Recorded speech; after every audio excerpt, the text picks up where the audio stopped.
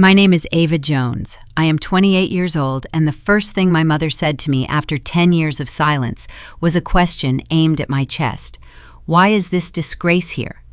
She stood in an opulent Minnesota ballroom, surrounded by 200 elite medical professionals, wearing a diamond necklace that caught the winter light. I was standing near a carved ice sculpture in a tailored navy gown, holding a glass of sparkling water. I did not flinch. My sister Olivia, the bride, turned away from her photographer. The panic on her face was swift and sharp. She gripped her bouquet of white orchids like a shield, her voice dropping to a harsh whisper. "You are not invited to this wedding. Security is going to escort you out the service exit." She assumed I was a trespasser, crashing her perfect day for a free meal. To her, I was still the ugly, slow high school dropout they packed in trash bags and erased a decade ago. What her groom did next shattered their pristine reality into pieces. Dr. Bennett Sterling, the hospital's rising trauma surgeon, pushed his way through a circle of influential board members. He did not signal for the guards. Instead, his face registered pure shock. He looked from his blushing bride to me, his voice carrying over the string quartet. "Olivia, what are you doing? This is A. Hayes, the CEO who funded my trauma department." The silence that fell over the ballroom was colder than the snow outside. Olivia turned the color of ash. My mother stopped breathing. I remained perfectly still, viewing their shared panic not as a threat, but as a miscalculated data set. Welcome back to QT Told Stories, where quiet women finally tell the truth their families tried to bury. If you have ever been the scapegoat in your own home, this story belongs to you. Drop a comment with your age and let me know if you have ever had to walk away from your own blood to survive. Subscribe to hear every detail. My mother stared at me. Her eyes darted rapidly as her mind tried to process how the daughter she discarded was now holding the strings to her new son-in-law's career. But to understand the collapse of this wedding and how I ended up possessing the power to dismantle the family that threw me away, you have to understand the winter they erased me. The origin of my revenge does not start with a corporate contract. It starts 10 years earlier in a formal suburban dining room where love was measured in medical degrees and I was designated as the family defect. Our house in the Minneapolis suburbs did not feel like a home. It functioned like a high-stakes residency program. My mother, Caroline, was the chief of surgery at the most prominent hospital in the state. My father, Richard, was the chief of staff. They did not raise children. They curated an inheritance. In our family, affection was not freely given. It was a calculated dividend paid only on exceptional returns. You earned your keep through test scores, class rank, and a flawless physical presentation. We lived in a world of marble countertops, sterile white walls, and a crushing expectation of perfection. My sister Olivia was the perfect investment. 2 years older than me, she moved through the world with the frictionless glide of a natural prodigy. Straight A's, first-chair violin, a smile that looked expensive even in middle school. She was being groomed for plastic surgery before she even took her first biology class. Then there was me. I was the bad debt, the miscalculation. Reading a textbook felt like trying to decipher a foreign language backward. The letters shifted and danced on the page, twisting into unreadable shapes. Nobody bothered to test me for dyslexia because acknowledging a learning disability meant admitting a flaw in the genetic line. Instead, my mother simply diagnosed me as slow. And in a house obsessed with aesthetics, slow quickly morphed into ugly. Erasure is not a sudden event. It is a slow, methodical cropping away of your edges until you disappear. When I was 12 years old, my mother hired a professional photographer for our annual holiday cards. The setup was staged in front of the grand mahogany staircase. Olivia was placed in the center wearing a tailored cream dress, bathed in the soft glow of a ring light.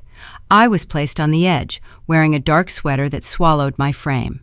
The photographer lifted his camera to frame the shot. My mother raised a hand, stopping him. She walked over to me, placed her manicured hands on my shoulders, and physically pushed me 2 steps backward, plunging me into the shadow of the grandfather clock.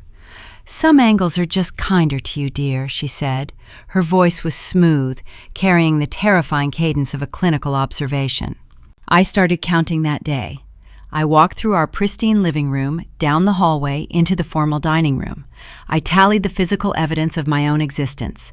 There were exactly 20 framed photographs on the walls, 20 images of Olivia holding trophies, cutting ribbons, smiling in pristine white coats during summer science camps. There were 0 photographs of me, not a single candid shot, not a wallet-sized print in a drawer. If a stranger walked through our front door, they would assume my parents had only one child. I learned a bitter truth at 12 years old. When you do not fit the narrative, the author simply writes you out. Dinner was a daily audit. At 7 sharp, we sat at the long mahogany table. My mother would sit at the head, pouring sparkling water, and conduct the evening rounds. Olivia would list her accolades: a perfect score on her advanced chemistry exam, an invitation to shadow a prominent neurosurgeon. My mother would nod her eyes, shining with the greedy pride of a shareholder reviewing a profitable quarterly report. Then the gaze would shift to me. The temperature in the room would drop. I would report a C in biology, a failed quiz in literature. My mother would not raise her voice. She would just offer a tight, disappointed smile look at my father and change the subject. My father was a man who performed procedures on waking patients, yet he operated his home life under general anesthesia. He never raised a hand, never offered a word of defense. When my mother made a cutting remark about my grades or my posture, my father would simply turn the page of his medical journal. His silence was an active endorsement. It taught me that passivity is just cruelty wearing a tailored suit. Being ignored at a table where you are sitting is a very specific type of starvation. But I was not broken. My brain simply ran on a different operating system. While my parents and sister memorized anatomical charts and cellular structures, I saw the world in grids, patterns, and supply chains. I could look at the morning traffic outside our window and optimize the flow of cars in my head. I memorized the delivery schedules of every vendor in our zip code just by watching the street. When my father brought home disorganized hospital census reports and left them on the kitchen island, I would sneak downstairs at midnight. I would trace the numerical discrepancies, map the patient flow, and quietly restructure the data columns in my notebook before dawn.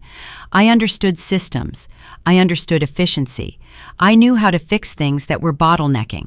But to my mother, a brilliant mind that did not yield a scalpel was just a different shade of failure. I stopped trying to earn their currency. If they were going to label me a defect, I would stop apologizing for the diagnosis. I began spending my time in the school library, far away from the biology lab. I taught myself coding languages. I learned about predictive modeling and data analytics. I realized that hospitals, the very institutions my family worshipped, were logistical nightmares. Doctors were brilliant at saving lives, but they were terrible at moving patients, managing beds, and allocating resources. They were arrogant enough to think medicine was pure art, ignoring the fact that it is mostly supply chain management. I saw the rot in their pristine world. I knew I could build a framework to fix it, but I also knew I would have to build it in the dark. Fast forward to the spring of my senior year. The house was vibrating with a familiar tension. It was college acceptance season. Olivia was already in her second year of a prestigious university, setting a gold standard I was expected to somehow mimic. My parents had filled out applications for me to regional biology programs, hoping I could scrape by and perhaps become a lab technician, something respectable, something they could explain to their country club friends without wincing. They controlled the narrative, and they expected me to play my assigned role. The mail arrived on a Tuesday afternoon. The snow was finally melting into gray slush along the edges of the lawn. I checked the silver mailbox at the end of our long driveway. Inside was a crisp white envelope from a highly respected state university, but it was not for their biology program. 8 months prior, forging my father's signature on the application fee, I had secretly applied to their Department of Data Science and Predictive Analytics. I stood in the driveway and tore the envelope open. The word "congratulations" jumped off the page. I had been accepted into a rigorous program based entirely on a coding portfolio I had built in secret. I traced the raised lettering with my thumb, feeling the texture of a future I had carved out with my own hands. I did not run inside to share the news. I knew exactly what this piece of paper represented to the chief of surgery. It was proof that her daughter was actively rejecting the family religion. It was an act of treason. I folded the thick parchment into perfect thirds, pressing the creases flat against my palm. I slipped the letter into the pocket of my cardigan. The fabric felt heavy against my ribs, weighing me down with the terrifying thrill of autonomy. I walked back up the driveway, my boots crunching on the remaining ice. The dining room windows glowed with warm light. It was almost time for dinner. I pushed the heavy oak front door open, my hand resting on the folded letter in my pocket, knowing exactly what kind of bomb I was about to place on the mahogany table. The evening meal was an exercise in calculated restraint, scored exclusively by the scrape of sterling silver against fine-bone china. My mother sat at the head of the long hardwood table dissecting her roasted duck with the unblinking focus she normally reserved for the operating theater. The atmosphere in the dining room felt dense, suffocating under the invisible weight of our household rules. Across from me sat Olivia, her posture defying gravity, speaking in bright tones about her upcoming summer internship at an exclusive dermatology clinic. My father offered polite nods, chewing his food in a rhythmic, mechanical cadence that betrayed no real interest. I remained at the far end of the table, the folded university acceptance paper pressing against my ribs like a concealed weapon. I waited for the natural lull in their self-congratulatory banter. When my mother finally reached for her crystal water goblet, I withdrew the thick parchment from my cardigan pocket and placed it flat onto the polished table. The document slid across the wood, halting just inches from her plate. She did not immediately reach for it. Instead, she evaluated the paper the way she might inspect a contaminated instrument, her eyes narrowing as they locked onto the university crest stamped at the top. "Read it," I instructed. My tone was level, betraying none of the adrenaline flooding my nervous system. She blotted the corners of her mouth with a pressed linen napkin, picked up the letter, and scanned the printed text. I had prepared myself for a sudden eruption. I braced for the sharp sting of a raised voice or the theatrical slamming of a palm against the table. I received something infinitely more punishing. The room plunged into a freezing, detached stillness. My mother lowered the paper. The color drained from her cheeks, leaving behind a rigid mask of pure revulsion. She looked at me not as a defiant teenager, but as a malignant growth that had stubbornly resisted treatment. "Data science," she whispered. The syllables tasted like ash in her mouth. "Predictive analytics. You forged your application and chose a trade school path over a proper medical trajectory. It is a top-tier program," I replied, keeping my spine locked in place. "It is the field I excel in. I understand systems and logistics. I have no desire to become a physician." A soft, breathy laugh drifted across the table. Olivia leaned back in her upholstered chair, twirling the stem of her wineglass. "Oh, Ava," she murmured, her voice dripping with manufactured pity. "You struggle to pass basic chemistry. Do you honestly believe you can survive a quantitative degree? You are just embarrassed because you know you lack the intellect for the pre-med track." She shot a knowing glance at our mother, cementing their alliance. Olivia was executing her role perfectly, portraying the brilliant prodigy defending the family honor against the defective sibling. My mother ignored Olivia and kept her gaze fixed on me. Her eyes held zero maternal warmth, reflecting only the harsh arithmetic of a ruined investment. "In this house, we cultivate excellence," she stated. Her cadence was terrifyingly calm. "We do not tolerate mediocrity, and we certainly do not fund failures. You are making a reckless, uneducated choice because you lack the discipline to do the actual work." I shifted my attention to the chief of staff. "Dad," I said, "tell her. Tell her this is a legitimate career. Tell her I have a mind for this." My father stopped chewing. He glanced at the letter, looked toward my mother, and finally dropped his gaze to his plate. He picked up his knife and resumed slicing his meat. He did not utter a single syllable. His refusal to speak was louder than any screaming match. It was a formal declaration of abandonment. He was a powerful man who commanded hundreds of trauma specialists every day, yet he lacked the courage to defend his own daughter in his own dining room. To preserve his peaceful evening, he fed me to the wolves. My mother folded the letter and slid it back across the table. Her posture remained flawless. "Here are your options," she announced, delivering the ultimatum with the detachment of a coroner stating a time of death. "You will decline this ridiculous acceptance by tomorrow morning. You will enroll in the summer remedial science program. You will retake your prerequisites, or you will vacate this house before sunrise. I will not harbor a disgrace under my roof." The terms were non-negotiable. Submit to a life of intellectual suffocation, accept my designated role as the perpetual disappointment, or face immediate homelessness.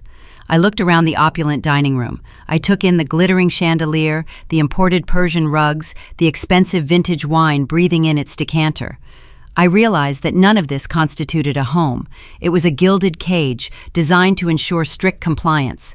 Staying meant renting a tiny corner of their conditional affection. It meant paying a daily tax on my own self-worth. I did not cry. Tears were a currency they had not earned and would never receive. I pushed myself up from my chair. The heavy wooden legs scraped against the floorboards, tearing through the suffocating quiet.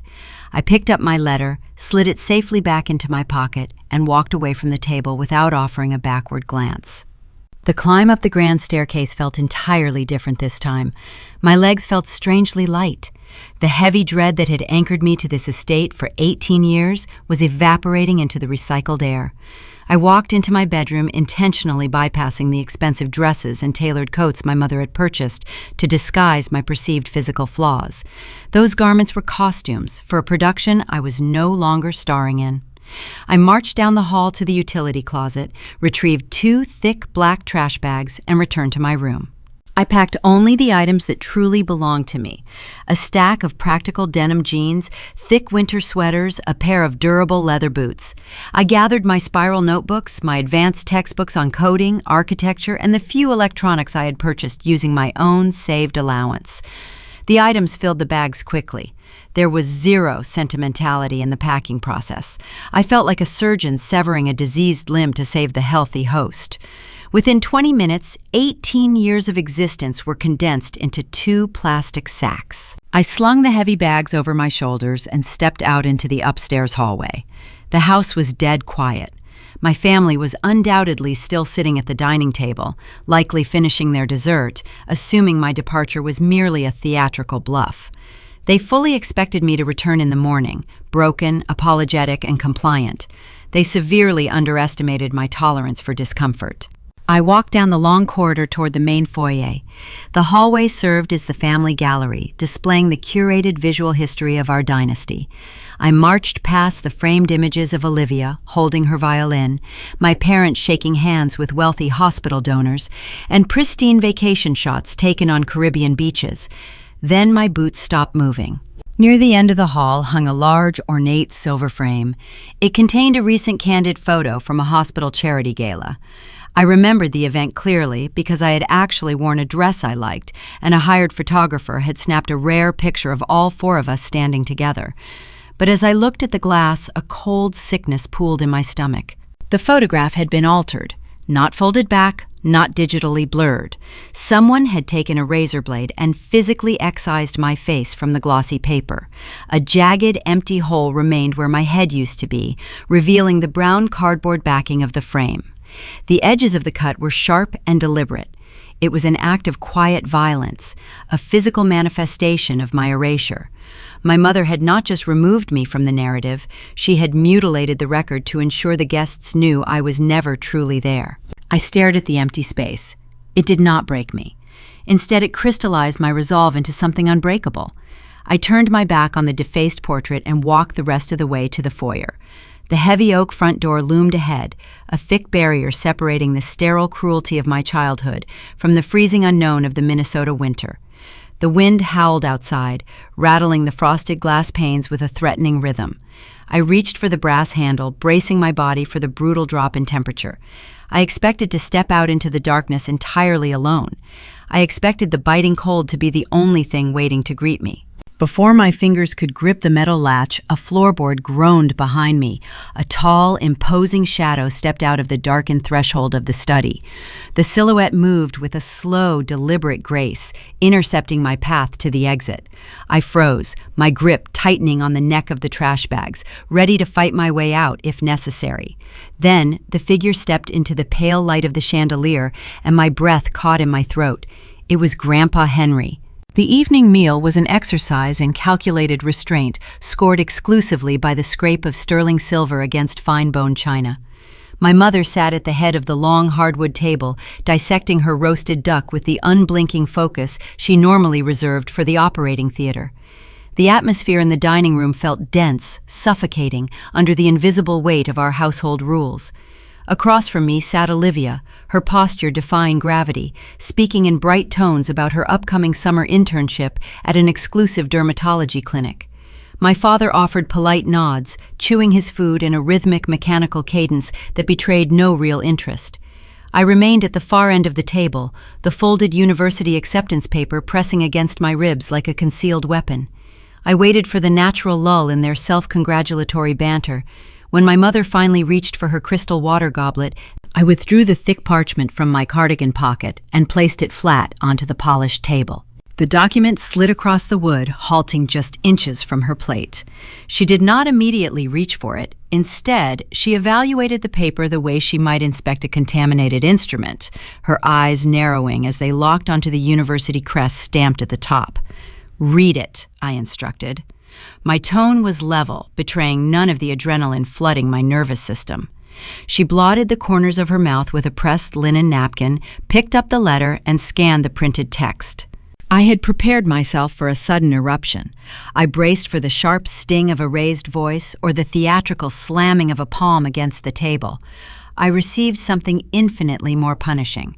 The room plunged into a freezing, detached stillness. My mother lowered the paper. The color drained from her cheeks, leaving behind a rigid mask of pure revulsion. She looked at me, not as a defiant teenager, but as a malignant growth that had stubbornly resisted treatment.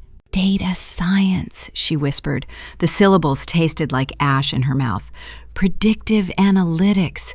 You forged your application and chose a trade school path over a proper medical trajectory." "It is a top-tier program," I replied, keeping my spine locked in place. "It is the field I excel in.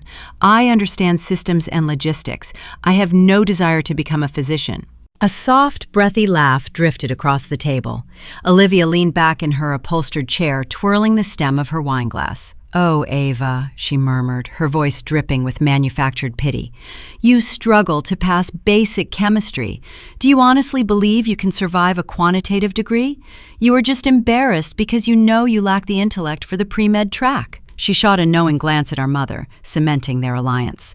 Olivia was executing her role perfectly, portraying the brilliant prodigy defending the family honor against the defective sibling. My mother ignored Olivia and kept her gaze fixed on me. Her eyes held zero maternal warmth, reflecting only the harsh arithmetic of a ruined investment. "In this house, we cultivate excellence," she stated. Her cadence was terrifyingly calm. "We do not tolerate mediocrity, and we certainly do not fund failures. You are making a reckless, uneducated choice because you lack the discipline to do the actual work." I shifted my attention to the Chief of Staff. "Dad," I said, Tell her this is a legitimate career. Tell her I have a mind for this." My father stopped chewing. He glanced at the letter, looked toward my mother, and finally dropped his gaze to his plate. He picked up his knife and resumed slicing his meat. He did not utter a single syllable. His refusal to speak was louder than any screaming match. It was a formal declaration of abandonment. He was a powerful man who commanded hundreds of trauma specialists every day, yet he lacked the courage to defend his own daughter in his own dining room. To preserve his peaceful evening, he fed me to the wolves. My mother folded the letter and slid it back across the table. Her posture remained flawless. "Here are your options," she announced, delivering the ultimatum with the detachment of a coroner stating a time of death. "You will decline this ridiculous acceptance by tomorrow morning.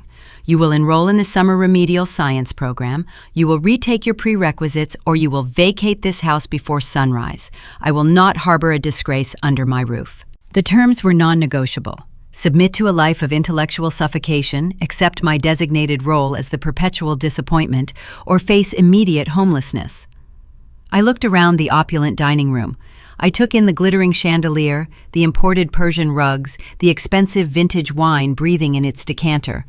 I realized that none of this constituted a home. It was a gilded cage designed to ensure strict compliance. Staying meant renting a tiny corner of their conditional affection. It meant paying a daily tax on my own self-worth. I did not cry. Tears were a currency they had not earned and would never receive. I pushed myself up from my chair. The heavy wooden legs scraped against the floorboards, tearing through the suffocating quiet. I picked up my letter, slid it safely back into my pocket, and walked away from the table without offering a backward glance. The climb up the grand staircase felt entirely different this time. My legs felt strangely light. The heavy dread that had anchored me to this estate for 18 years was evaporating into the recycled air. I walked into my bedroom, intentionally bypassing the expensive dresses and tailored coats my mother had purchased to disguise my perceived physical flaws. Those garments were costumes for a production I was no longer starring in. I marched down the hall to the utility closet, retrieved 2 thick black trash bags, and returned to my room. I packed only the items that truly belonged to me: a stack of practical denim jeans, thick winter sweaters, a pair of durable leather boots. I gathered my spiral notebooks, my advanced textbooks on coding, architecture, and the few electronics I had purchased using my own saved allowance. The items filled the bags quickly. There was zero sentimentality in the packing process. I felt like a surgeon severing a diseased limb to save the healthy host. Within 20 minutes, 18 years of existence were condensed into 2 plastic sacks. I slung the heavy bags over my shoulders and stepped out into the upstairs hallway. The house was dead quiet. My family was undoubtedly still sitting at the dining table, likely finishing their dessert, assuming my departure was merely a theatrical bluff. They fully expected me to return in the morning, broken, apologetic, and compliant. They severely underestimated my tolerance for discomfort. I walked down the long corridor toward the main foyer. The hallway served as the family gallery, displaying the curated visual history of our dynasty. I marched past the framed images of Olivia holding her violin, my parents shaking hands with wealthy hospital donors, and pristine vacation shots taken on Caribbean beaches. Then my boots stopped moving. Near the end of the hall hung a large, ornate silver frame. It contained a recent candid photo from a hospital charity gala. I remembered the event clearly because I had actually worn a dress I liked, and a hired photographer had snapped a rare picture of all 4 of us standing together. But as I looked at the glass, a cold sickness pooled in my stomach. The photograph had been altered, not folded back, not digitally blurred. Someone had taken a razor blade and physically excised my face from the glossy paper. A jagged, empty hole remained where my head used to be, revealing the brown cardboard backing of the frame. The edges of the cut were sharp and deliberate. It was an act of quiet violence, a physical manifestation of my erasure. My mother had not just removed me from the narrative, she had mutilated the record to ensure the guests knew I was never truly there. I stared at the empty space. It did not break me. Instead, it crystallized my resolve into something unbreakable. I turned my back on the defaced portrait and walked the rest of the way to the foyer. The heavy oak front door loomed ahead, a thick barrier separating the sterile cruelty of my childhood from the freezing unknown of the Minnesota winter. The wind howled outside, rattling the frosted glass panes with a threatening rhythm. I reached for the brass handle, bracing my body for the brutal drop in temperature. I expected to step out into the darkness entirely alone. I expected the biting cold to be the only thing waiting to greet me. Before my fingers could grip the metal latch, a floorboard groaned behind me. A tall, imposing shadow stepped out of the darkened threshold of the study. The silhouette moved with a slow, deliberate grace, intercepting my path to the exit. I froze, my grip tightening on the neck of the trash bags, ready to fight my way out if necessary. Then the figure stepped into the pale light of the chandelier, and my breath caught in my throat. Grandpa Henry stood under the glow of the crystal. He was not wearing a tailored suit like my father. He wore a faded wool cardigan, his posture slightly stooped from decades of bearing the weight of other people's trauma. Henry was a retired battlefield medic. While my mother worshipped at the altar of prestigious fellowships and cosmetic perfection, her father had spent his youth in mud and blood, keeping soldiers breathing in combat zones. He understood that true medicine was not about polished marble floors or gala invitations. It was about grit. It was about making impossible choices in the dark. He looked at the 2 plastic bags gripped in my hands. He did not tell me to turn around. He did not offer a useless apology for the behavior of his daughter. He possessed a diagnostician's eye, and he knew a toxic environment when he saw one. Staying in this house would rot my spirit, and we both understood that leaving was the only prescribed cure. He stepped closer, bridging the distance between us. His rough, calloused fingers reached out and gently pried my right hand open. He pressed a cold, heavy cylinder into my palm. I looked down. It was his vintage brass fountain pen. The metal was worn smooth in the center from years of friction. This was the exact instrument he had carried through active war zones, the pen he used to sign triage orders when artillery shells shook the ground. "They measure worth in titles, Ava," he whispered, his voice carrying the rasp of old age and quiet defiance. "You measure it in impact. Survive." He curled my fingers around the brass casing, offered a single nod of solidarity, and stepped back into the shadows of the study. He did not watch me leave. He gave me the dignity of an unwitnessed exit. I pushed the heavy oak door open and stepped into the teeth of a Minnesota blizzard. The wind hit me instantly, biting through my denim jacket, stealing the breath from my lungs. The physical temperature was brutal, dropping well below freezing, yet it felt like a perfect mirror of the emotional climate I had just escaped. The snow swirled in blinding sheets across the manicured lawn. Every step away from the estate required effort. My boots sank into the accumulating drifts, but I did not stop. I did not look back at the glowing windows of the dining room. I walked until my legs burned and my fingers went numb. 2 miles down the road, the neon sign of a 24-hour diner flickered through the whiteout conditions. I pushed through the glass doors, bringing a gust of freezing air into the diner. The space smelled of stale grease and burnt coffee. It was the antithesis of my mother's sterile, curated world. I slid into a cracked vinyl booth near the back, dropping my trash bags onto the sticky floor. A tired waitress poured a mug of black coffee and walked away without asking questions. I wrapped my freezing hands around the ceramic mug, letting the heat seep into my skin. I pulled the brass pen from my pocket and laid it on the Formica table. The metal gleamed under the harsh fluorescent lights. I needed a plan. The first step was severing the final tether to the people who had cropped my face out of their history. I retrieved a paper napkin and uncapped the pen. The ink flowed dark and steady. I wrote down the name Ava Jones, stared at it for a brief second, and drew a thick, decisive line through the letters. My mother had thrown away her daughter. I would ensure the name disappeared with me. I wrote a new sequence of letters, Ava Hayes. Taking Henry's middle name was my own private triage. I kept the only part of my lineage worth saving and discarded the rest. I spent the next 6 hours in that vinyl booth. I drank terrible coffee and used the brass pen to sketch my first crude flowcharts on the back of paper placemats. I drew diagrams of hospital intake procedures mapping the inherent delays between emergency admissions and bed placements. I was an 18-year-old homeless dropout sitting in a diner in the middle of the night, designing logistical frameworks that elite hospital administrators could not comprehend. The transition from the affluent suburbs to the reality of working-class survival was swift and unforgiving. I secured a cheap studio apartment above a noisy laundromat in a deteriorating neighborhood. The floorboards warped and the radiator clanked relentlessly, but the space belonged entirely to me. To pay the rent, I leveraged my fast typing speed and secured a graveyard shift position at a chaotic county hospital.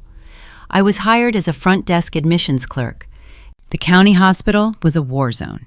It lacked the funding, the prestige, and the resources of the gleaming private facilities where my family operated. The waiting room was a sea of desperation, filled with exhausted nurses, underpaid residents, and patients spilling into the corridors.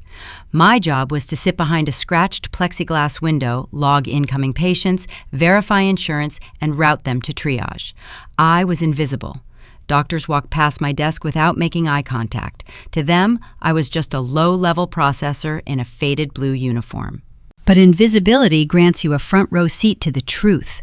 From my vantage point behind the plexiglass, I had access to the entire data stream of the emergency department. I watched the numerical heartbeat of the hospital. I saw exactly where the system failed.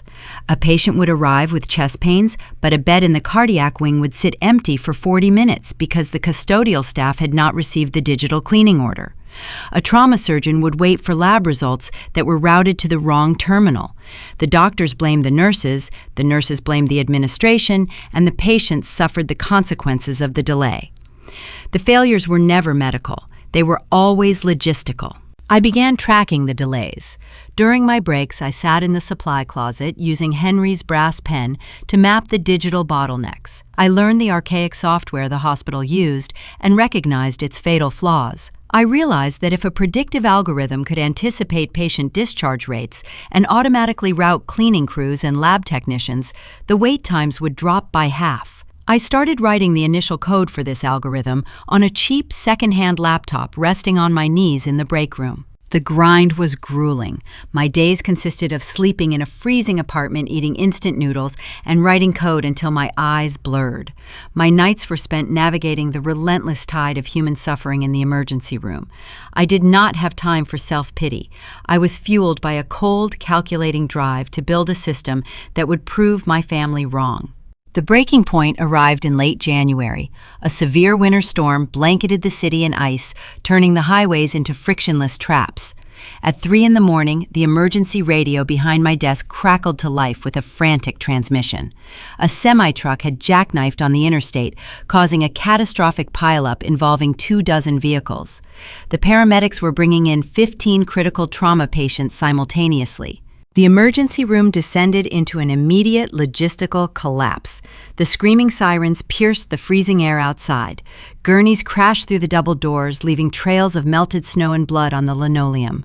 The charge nurse shouted for open bays, but the digital tracking board froze, unable to process the sudden influx of data. Residents ran in circles, searching for available ventilators. 2 surgeons stood near the trauma bay, paralyzed not by a lack of medical skill, but by a total systemic failure. They did not know where to put the bleeding bodies. I stood behind the plexiglass, watching the chaos unfold. The panic in the room was a living, breathing entity. The hospital was drowning in unstructured data. I looked at the frozen tracking board, and my mind automatically organized the chaos into a clear, navigable grid. I knew exactly which beds were opening upstairs. I knew which supply closets held the necessary equipment. I saw the hidden pathways through the bottleneck. I reached into my pocket and pulled out the brass pen. The metal was warm against my skin. The legacy of a battlefield medic rested in my palm. The doctors in this room possessed the titles, but I possessed the solution. I gripped the pen tight, stepped away from the admissions desk, and realized exactly what I was going to build. I bypassed the scratched plexiglass door of the admissions desk. The charge nurse was shouting into a dead radio, holding a clipboard loaded with unassigned trauma tags. Her eyes were wide with panic. I stepped into the center of the bleeding chaos and took the clipboard from her shaking hands.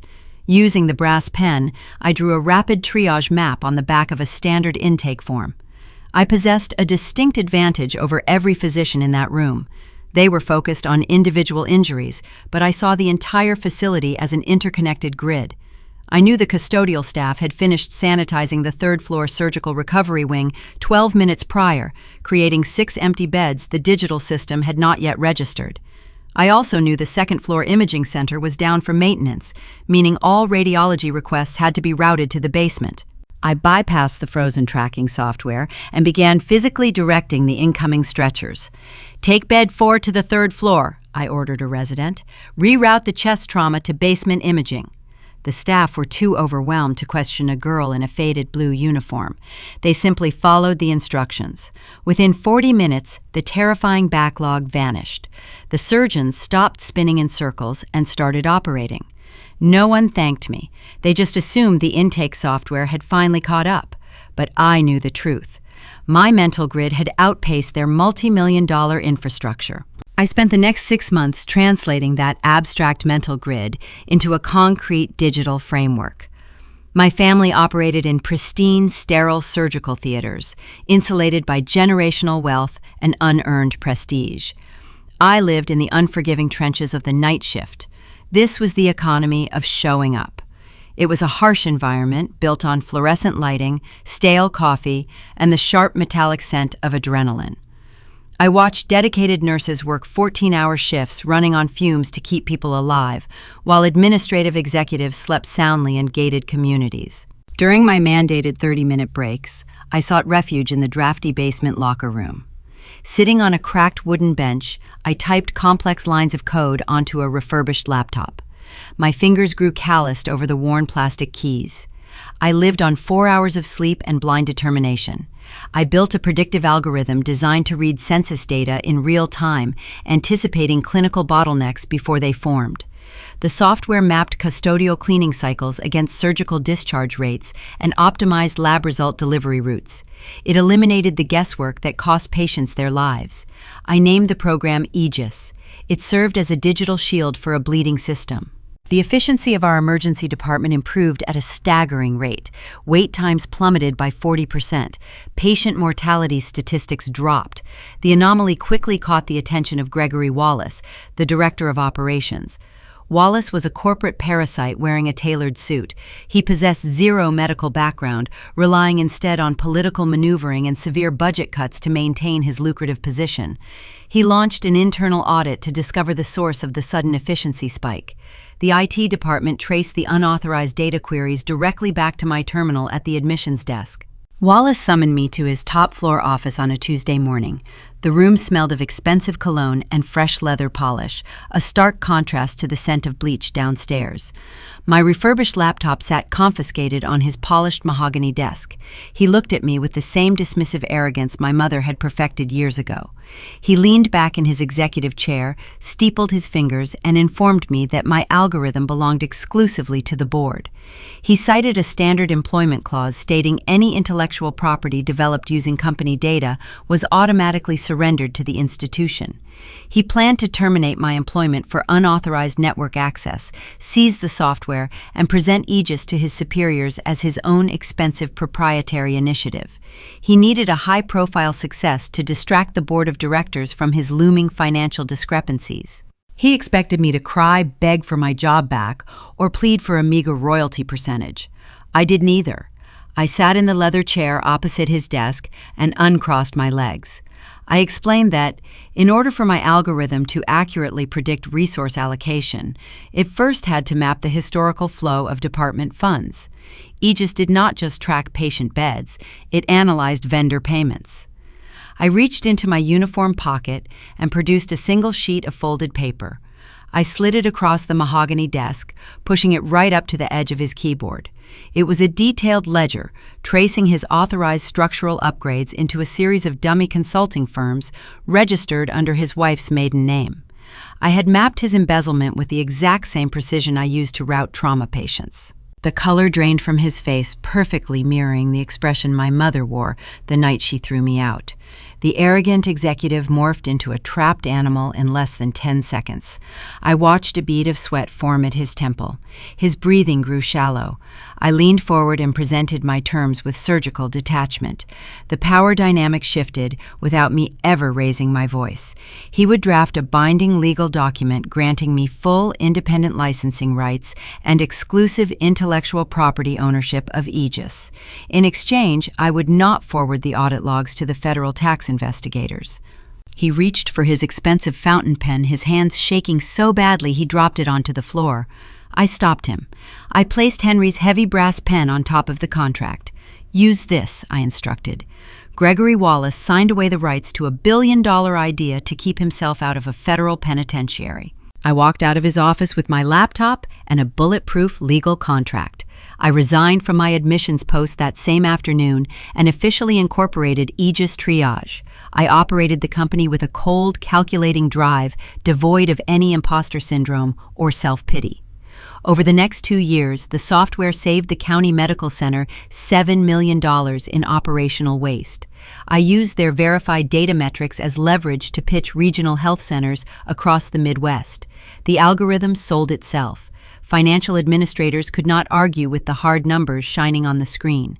I hired a specialized legal team and a board of directors to serve as my public-facing shield, allowing me to build my empire in strict anonymity. I became known in the industry only as CEO A. Hayes. The momentum of the company became an unstoppable force. At 25 years old, I stood in a sleek, glass-walled boardroom overlooking downtown Minneapolis. The heavy mahogany table in this room belonged to me. I had built my own table, just as my grandfather suggested. I had just signed a monumental statewide contract deploying Aegis across 32 distinct medical facilities. I pulled out my phone and checked my encrypted banking application. The balance reflected 8 figures. I had become a millionaire before my perfect sister even finished her residency training. I walked over to the floor-to-ceiling window, watching the winter snow fall over the city skyline, feeling the quiet, undeniable satisfaction of a flawless victory. Then the device in my hand vibrated. It was an incoming call from an unknown local number. I swiped the screen and lifted the receiver to my ear. A polite, clinical voice on the other end identified herself as a nursing supervisor from the elite cardiac unit across town. The words that followed hollowed out my chest. Grandpa Henry had suffered a catastrophic heart attack. The drive to the elite cardiac center took 20 minutes, but time seemed to stretch and distort into an agonizing crawl. The winter sky hung low and gray over Minneapolis, threatening another heavy snowfall. My hands gripped the leather steering wheel of my sedan until my knuckles turned white. My grandfather possessed the most resilient heart I had ever known, a muscle forged in combat zones and sustained by a quiet, steadfast integrity. The thought of that steady rhythm faltering felt like the ground crumbling beneath my feet. The Cardiac Institute was a fortress of mirrored glass and structural steel, resembling a luxury hotel rather than a place of healing. Valets in tailored coats navigated imported luxury vehicles under a heated portico. I bypassed the valet, abandoned my car in a distant visitor lot, and sprinted through the freezing wind.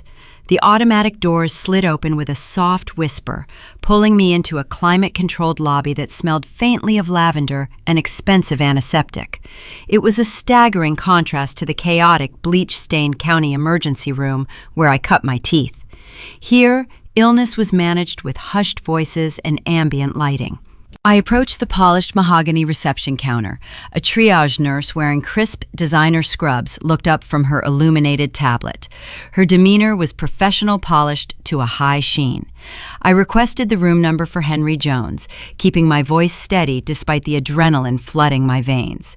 She tapped the screen, her brow furrowing slightly as she scanned the digital registry. "May I have your name, please?" she asked, her tone dipping into a practiced cadence of regret.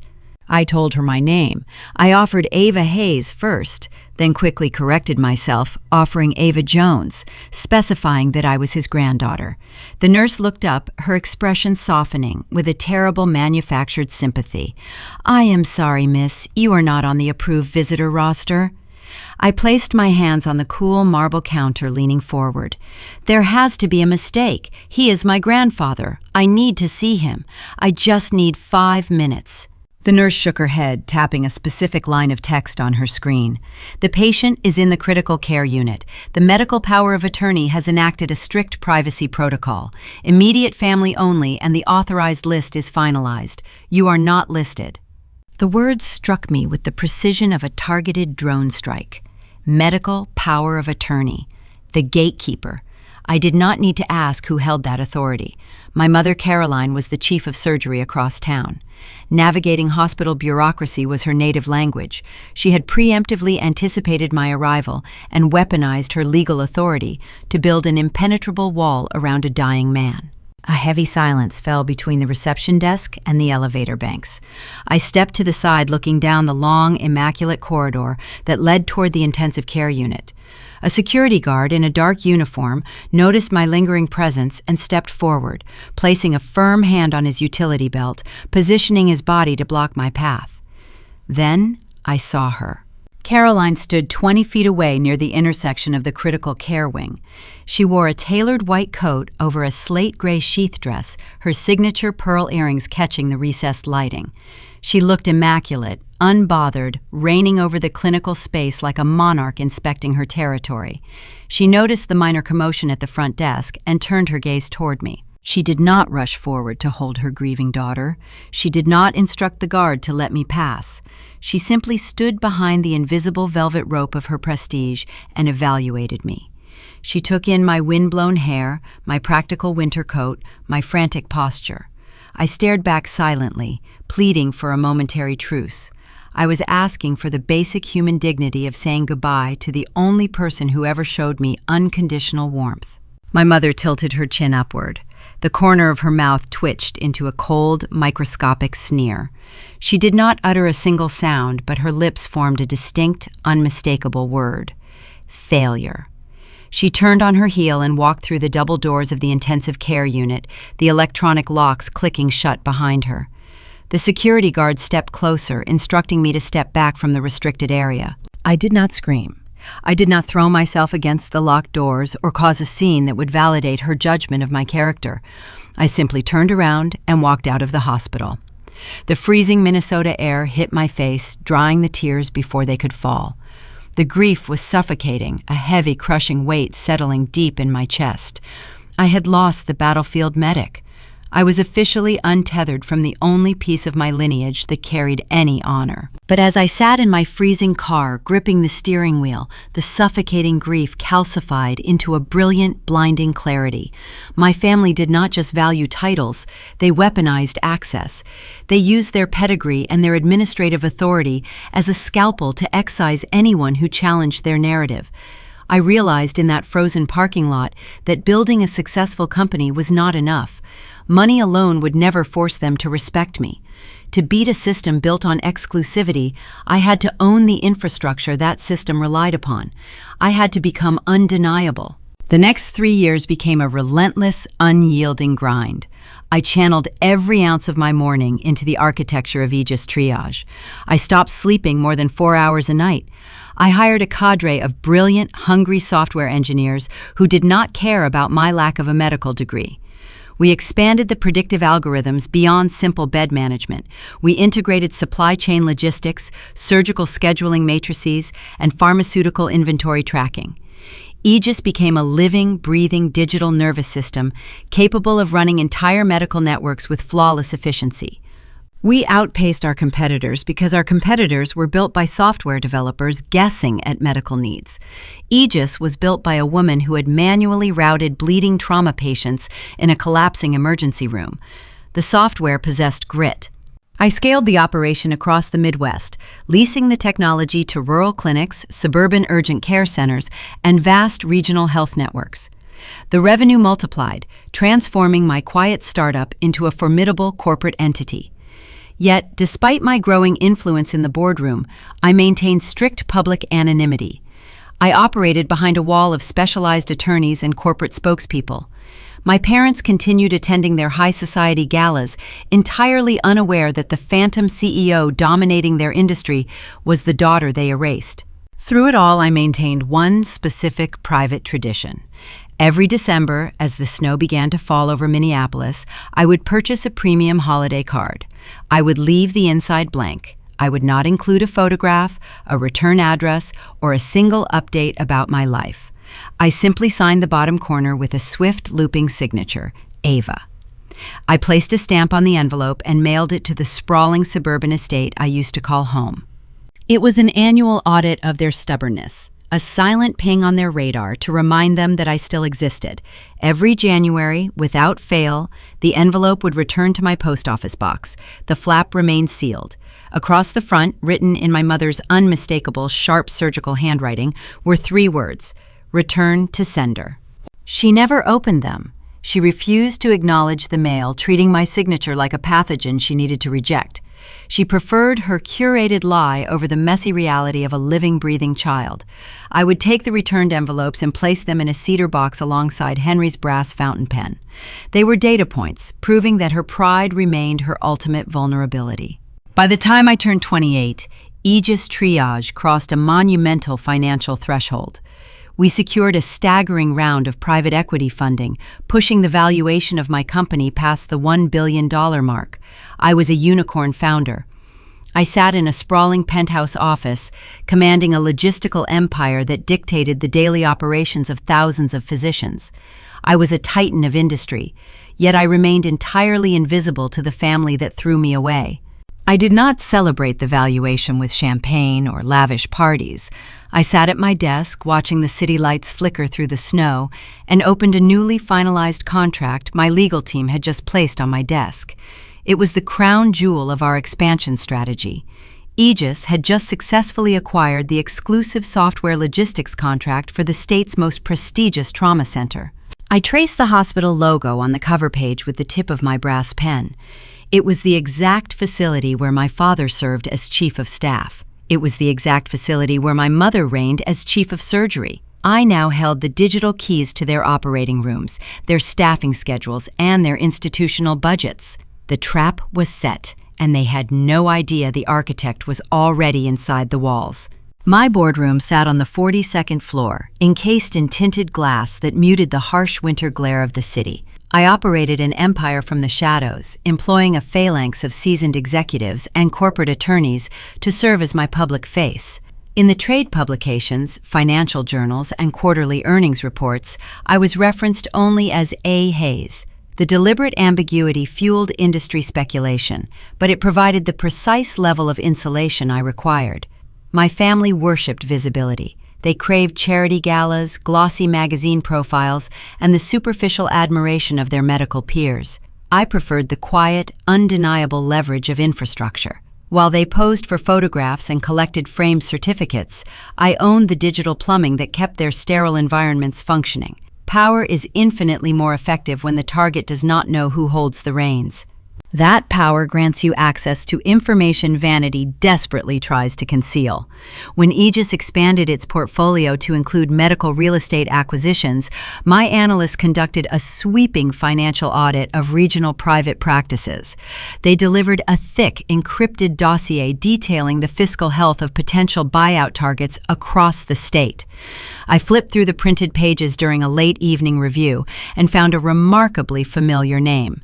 The golden child was bleeding out. Olivia operated a boutique plastic surgery clinic in a high-rent commercial district, cultivating an online presence that projected immense wealth and flawless success. Her digital feed was a curated stream of designer scrubs, imported marble waiting rooms, and glowing testimonials from wealthy clientele.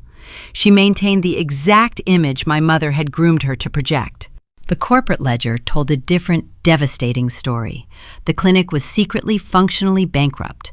Olivia had mismanaged her operating budget from the very first quarter.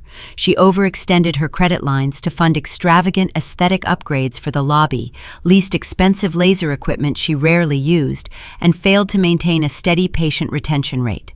The overhead was drowning her practice, but the most revealing data point was the source of her emergency capital. My father, the passive chief of staff, who never raised his voice to defend his youngest daughter at the dinner table, was quietly liquidating his retirement pension to cover Olivia's staggering debts. He was hemorrhaging his own financial future, taking out exorbitant shadow loans to preserve the fragile illusion of her perfection. Caroline's social standing rested entirely on the narrative that she produced flawless, high-achieving offspring. If the country club elite discovered Olivia was a financial failure, the Jones dynasty would shatter. The irony ran deeper than a ruined balance sheet. During my seamless integration into their primary hospital network, my security clearance granted me access to the institutional research archives. Driven by a cold clinical curiosity, I ran a search query on my mother's early academic publications.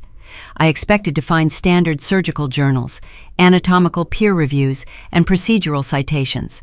Instead, buried deep within a forgotten digital folder, I unearthed a series of abandoned grant proposals dated 30 years ago. Long before she picked up a scalpel to sculpt flesh, Caroline attempted to pioneer medical algorithms. She had tried to build early predictive models for patient care, drafting ambitious theoretical frameworks regarding data-driven triage. She failed. Her proposals were uniformly rejected due to a fundamental lack of quantitative execution.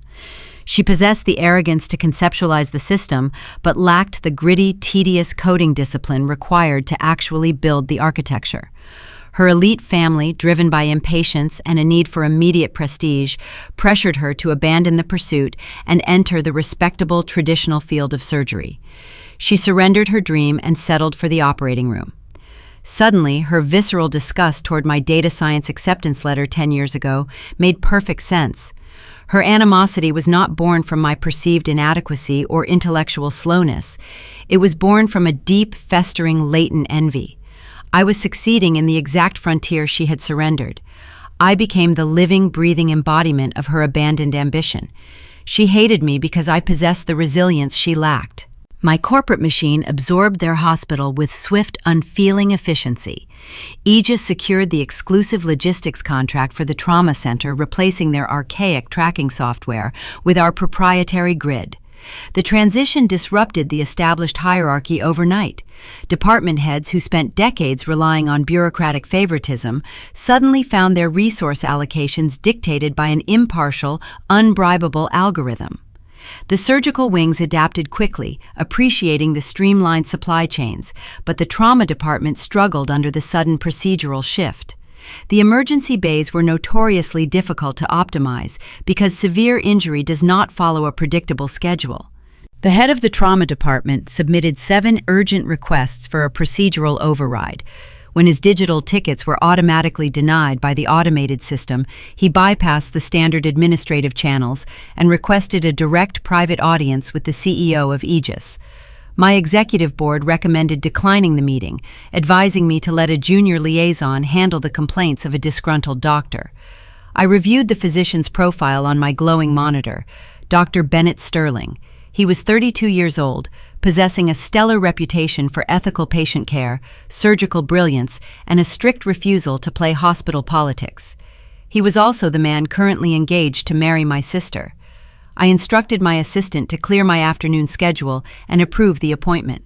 Bennett Sterling arrived at my corporate headquarters, looking exhausted, carrying the distinct weight of a man trying to hold a collapsing ceiling with his bare hands.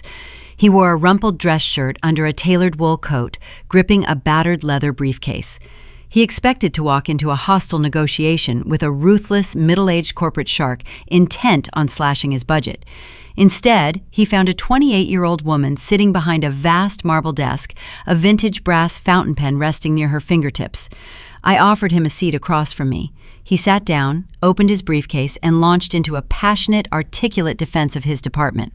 He explained the unique variables of blunt force trauma, the unpredictable nature of multiple vehicle collisions, and how the new, rigid algorithm was bottlenecking his specialized surgical teams during peak crisis hours. He was brilliant, dedicated, and fighting desperately to save lives, rather than protect a bruised ego. I listened without interrupting, taking careful notes, analyzing the human variables the code had temporarily overlooked. When he finished his pitch, anticipating a bureaucratic dismissal, I stood up. I walked over to a glass whiteboard spanning the length of the wall and began mapping a custom logistical bypass for his specific wing.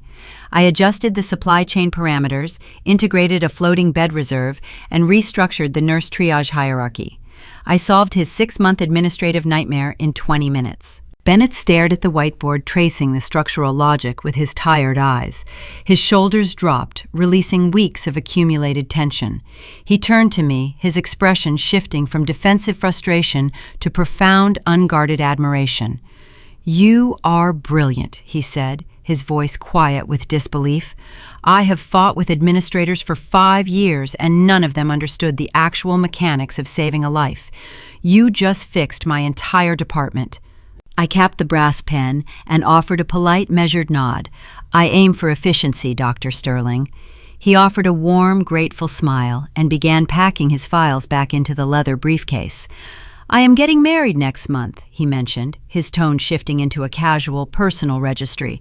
"My fiancée is a plastic surgeon, Olivia Jones. You might know her family. They hold quite a bit of influence at the hospital." "I am familiar with the name," I replied, keeping my features perfectly still. Bennett paused, his hand resting on the brass latch of his briefcase. He looked at me, a strange, sorrowful recognition flickering in his eyes. "It is a shame you two will never cross paths. Olivia had a younger sister once. She had a brilliant mind for numbers too, but she died in a terrible car crash 10 years ago."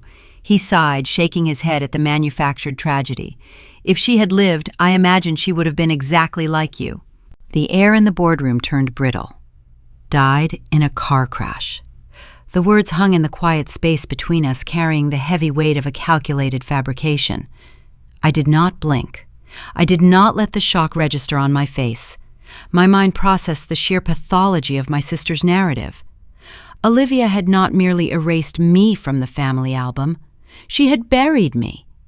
Claiming a tragic vehicular death was a masterstroke of social manipulation.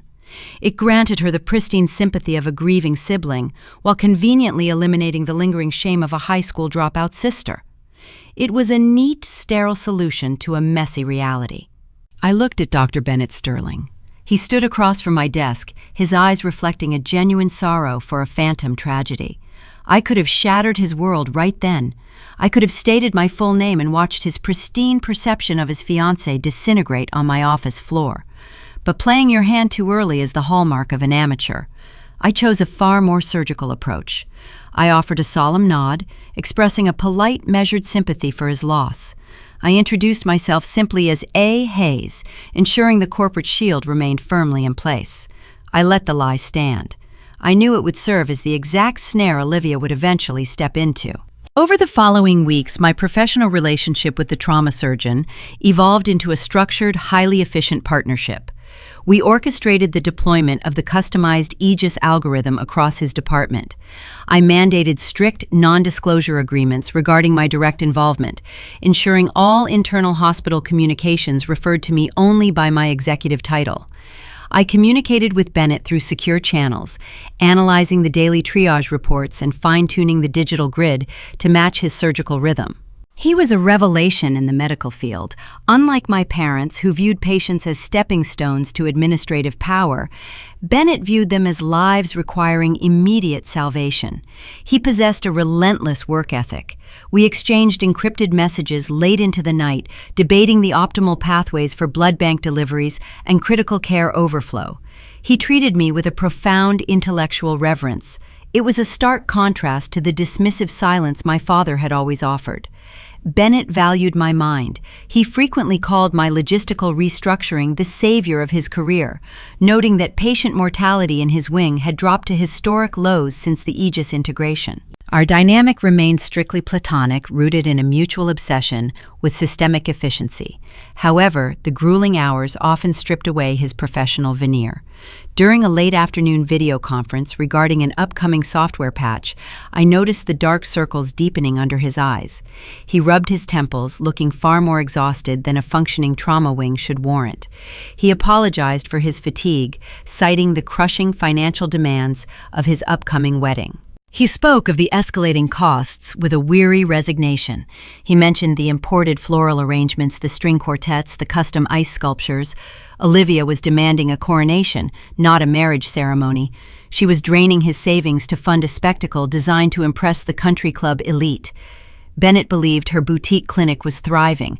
He assumed he was marrying an equal partner in both finance and prestige. He possessed zero knowledge of the toxic rot eating away at her foundation or the shadow loans my father was bleeding dry to maintain her facade. His blind loyalty to a mirage accelerated my timeline. I concluded our meeting, severed the video connection, and summoned my chief financial officer into the penthouse boardroom. I projected the commercial real estate portfolio of the downtown medical district onto the glass monitors. I highlighted a specific luxury medical plaza. It was the exact building where Olivia leased her opulent plastic surgery practice. I instructed my acquisitions team to move with quiet, predatory speed. Aegis Triage was no longer just a software vendor. We were a holding company with immense liquid capital. I directed them to approach the commercial lending firm that held the distressed mortgage on the medical plaza. The property owners were struggling with high vacancy rates and deferred maintenance costs across their other holdings. They were desperate for a cash buyout to balance their own bleeding ledgers. We created a subsidiary shell corporation named Henry Holdings to mask the origin of the funds. Within 72 hours, the transaction was final. The execution was flawless and entirely invisible. Olivia went to work every morning walking across imported marble floors, injecting dermal fillers into wealthy clients, wholly unaware that the ground beneath her designer heels had shifted. I now held the literal deed to her professional existence. If she missed a single rent payment, or if her credit lines finally snapped, I possessed the unilateral legal authority to initiate immediate eviction proceedings. I held the power to lock the doors of her clinic and seize her expensive laser equipment as collateral. I secured the thick stack of property deeds inside the bottom drawer of my mahogany desk, placing them right next to my grandfather's vintage brass pen. The trap was fully constructed.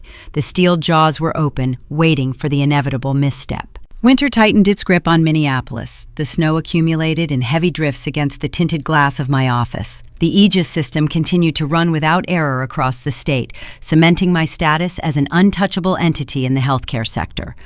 I spent my days analyzing supply chain bottlenecks and approving regional expansion budgets.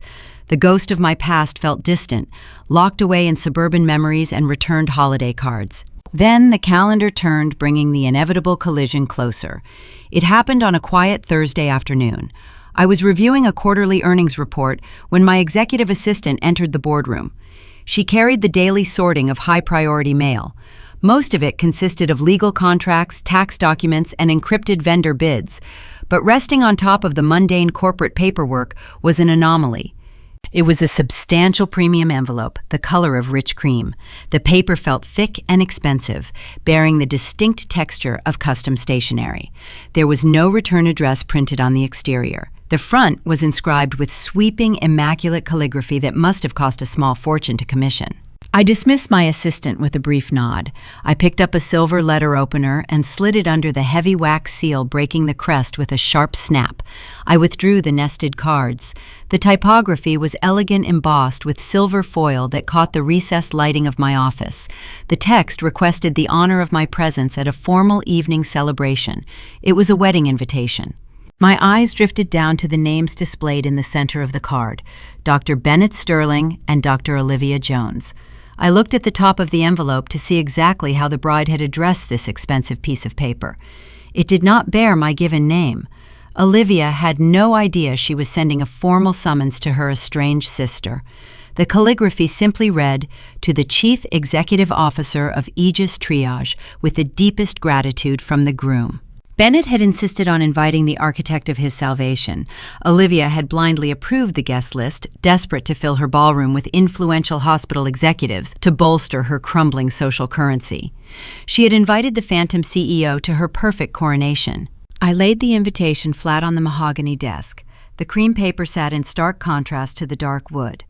10 years ago, my mother had ordered me out of her house, ensuring I would never stain their pristine narrative. My sister had erased me in a fictional car wreck to secure a wealthy husband. They had spent a decade fortifying their dynasty against the failure they discarded.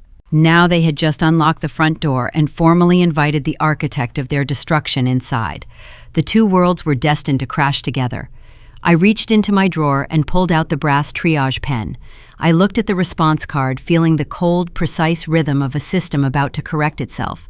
The cream-colored envelope rested on my mahogany desk, radiating a strange gravitational pull. I stared at the silver-embossed lettering for a long time.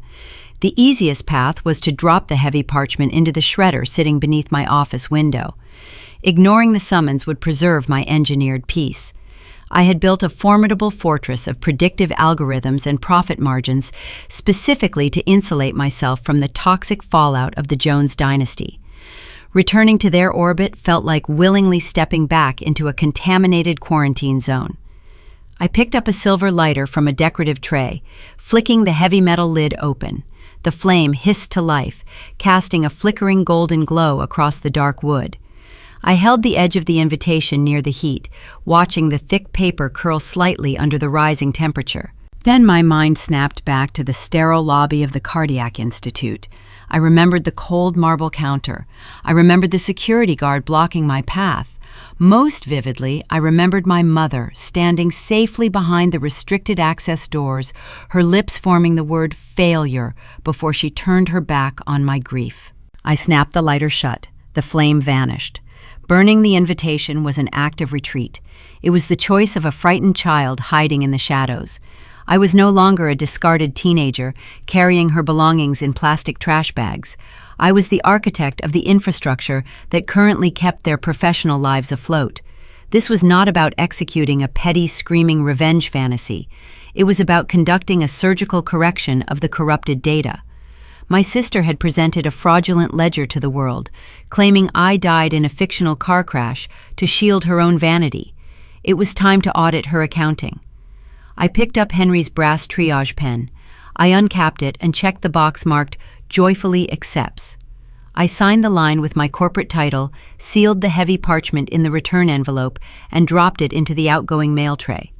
The ghost was officially RSVPing to the coronation. The weeks leading up to the ceremony required a distinct type of psychological fortification. I did not intend to crash the reception like a hysterical soap opera villain. Screaming matches and shattered glasses were the weapons of people who lacked actual leverage. When you hold the deed to the building, you do not need to raise your voice to the tenants. I planned to attend the event as an impartial auditor. I wanted to sit in the room, drink sparkling water, and watch the architects of my misery perform their fragile charade from a position of untouchable strength. I needed armor suited for the occasion. My mother and sister treated fashion as a competitive sport, favoring flashy, label-heavy garments designed to visually dominate a room. They wore clothes that demanded attention, desperate for external validation. I required a garment that commanded respect without asking for it. I visited a private atelier downtown, bypassing the racks of bright silks and shimmering sequins. I selected a floor-length tailored navy gown. The fabric was heavy crepe, devoid of loud patterns or sheer panels. It featured a high neckline, long sleeves, and a structured silhouette that mirrored the sleek, unforgiving lines of a modern skyscraper. It was the exact antithesis of their ostentatious aesthetic. It projected a quiet, lethal luxury. I paired the dress with a pair of simple diamond studs and the vintage brass pen, which I slipped into a rigid, structured clutch. My preparation was devoid of anxiety. I felt only the cold, precise calm of a surgeon scrubbing in for a complicated, high-stakes procedure. The day of the wedding arrived with a bitter, biting chill. The temperature plunged near zero, turning the Minnesota landscape into a frozen, brittle wasteland. Ice coated the branches of the oak trees lining the streets, glittering like shattered glass under the streetlights. It was the kind of evening that demanded shelter, a fitting backdrop for a family that specialized in leaving people out in the cold. I left my penthouse just as the sun dipped below the horizon, painting the sky in bruised shades of purple and charcoal. My hired town car idled at the curb, its exhaust pluming in thick white clouds into the freezing air. I slid into the back seat, the heated leather offering a brief sanctuary from the biting wind. The driver put the vehicle in gear and we merged onto the highway. The journey to the elite country club took 40 minutes, bridging the gap between the corporate empire I had built and the affluent suburbs that had exiled me. I watched the city blur past the tinted windows, my heart beating with a steady, unhurried rhythm. I opened my clutch and traced the edges of the folded commercial real estate deed resting inside. The document proved I legally owned the medical plaza, housing Olivia's failing clinic. The paper was a tangible anchor, a reminder that the power dynamics had permanently shifted. I reviewed the variables in my head. Olivia believed her dead sister was securely buried in the past. Bennett believed he had invited a brilliant corporate savior who shared his passion for logistical efficiency. My mother believed she had successfully pruned the defective branch from her family tree. Every participant was operating on a flawed matrix. I was simply delivering the software patch. The town car exited the highway and wound its way through a sprawling, snow-covered golf course. The country club emerged from the darkness like a glittering fortress. It was an imposing structure of rough-hewn stone and expansive glass windows glowing with amber light against the dark winter sky. The circular driveway was packed with luxury vehicles. Valets in thick wool coats jogged through the freezing wind, opening doors for guests draped in mink and cashmere. My driver pulled smoothly up to the grand entrance, throwing the vehicle into park. He circled around to open my door. The biting air hit me instantly crisp and sharp, filling my lungs with a bracing clarity. I stepped out onto the cobblestone driveway. My heels clicked against the frozen pavement. The snow crunched softly beneath my dark shoes. I handed my heavy winter coat to a waiting attendant, leaving me standing in the crisp night air in my structured navy gown. I adjusted my grip on my clutch, feeling the reassuring weight of the brass pen resting next to the property deed. My spine locked into a perfectly straight line. I turned my gaze toward the towering double doors of the ballroom.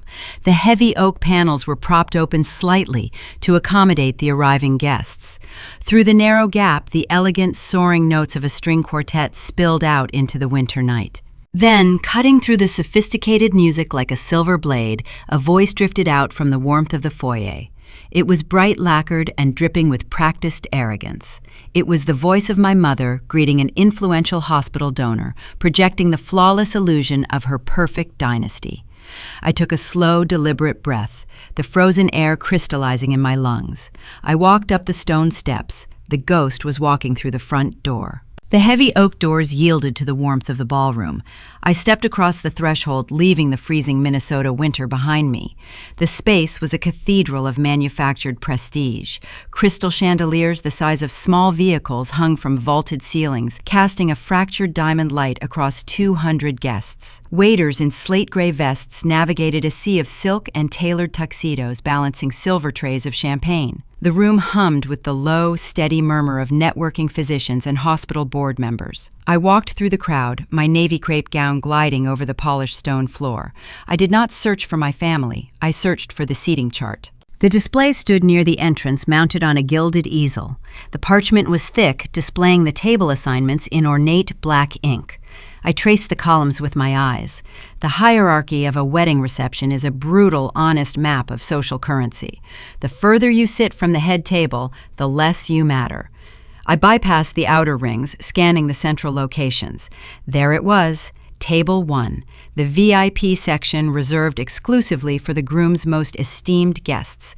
Printed clearly beneath the table number was my corporate identity, CEO A. Hayes. I belonged at the epicenter of their celebration.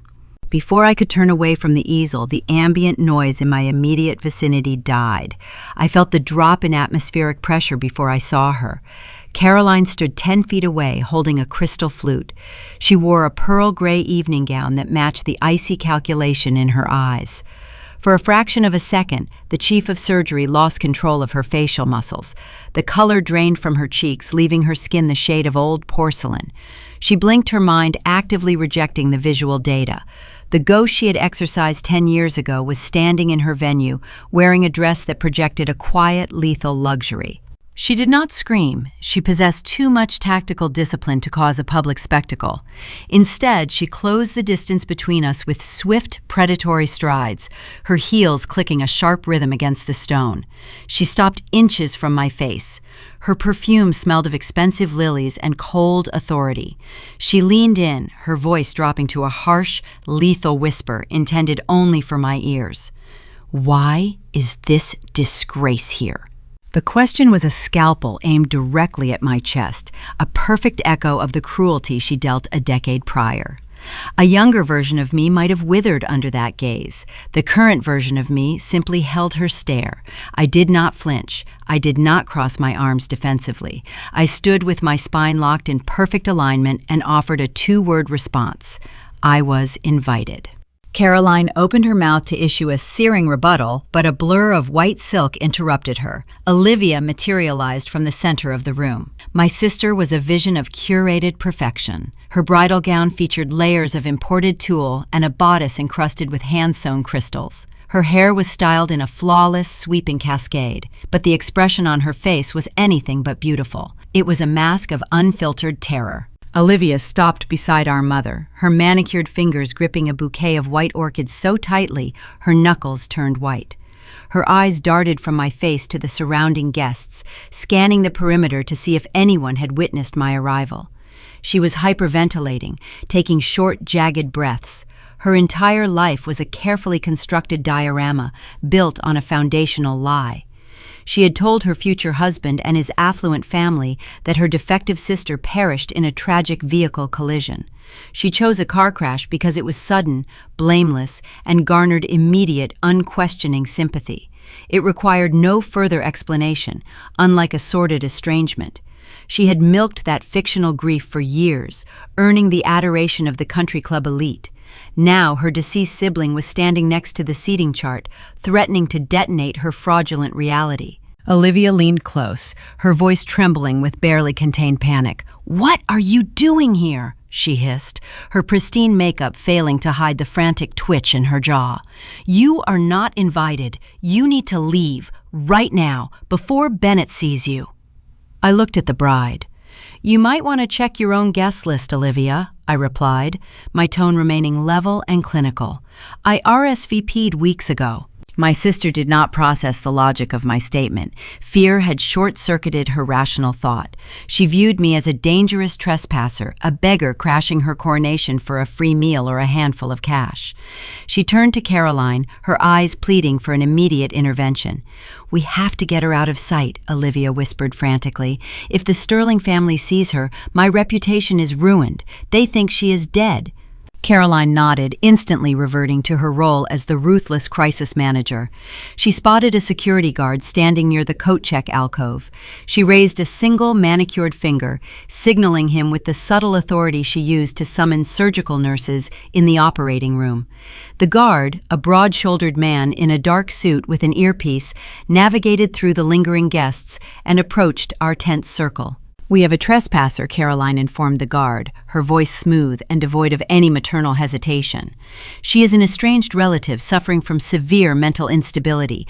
Please escort her out through the kitchen service corridor immediately. Do not let her cause a scene in the main lobby." The instruction was a chilling mirror of my teenage expulsion. 10 years ago, they packed my existence into plastic trash bags and discarded me into a blizzard, ensuring my departure did not disturb their quiet suburban evening.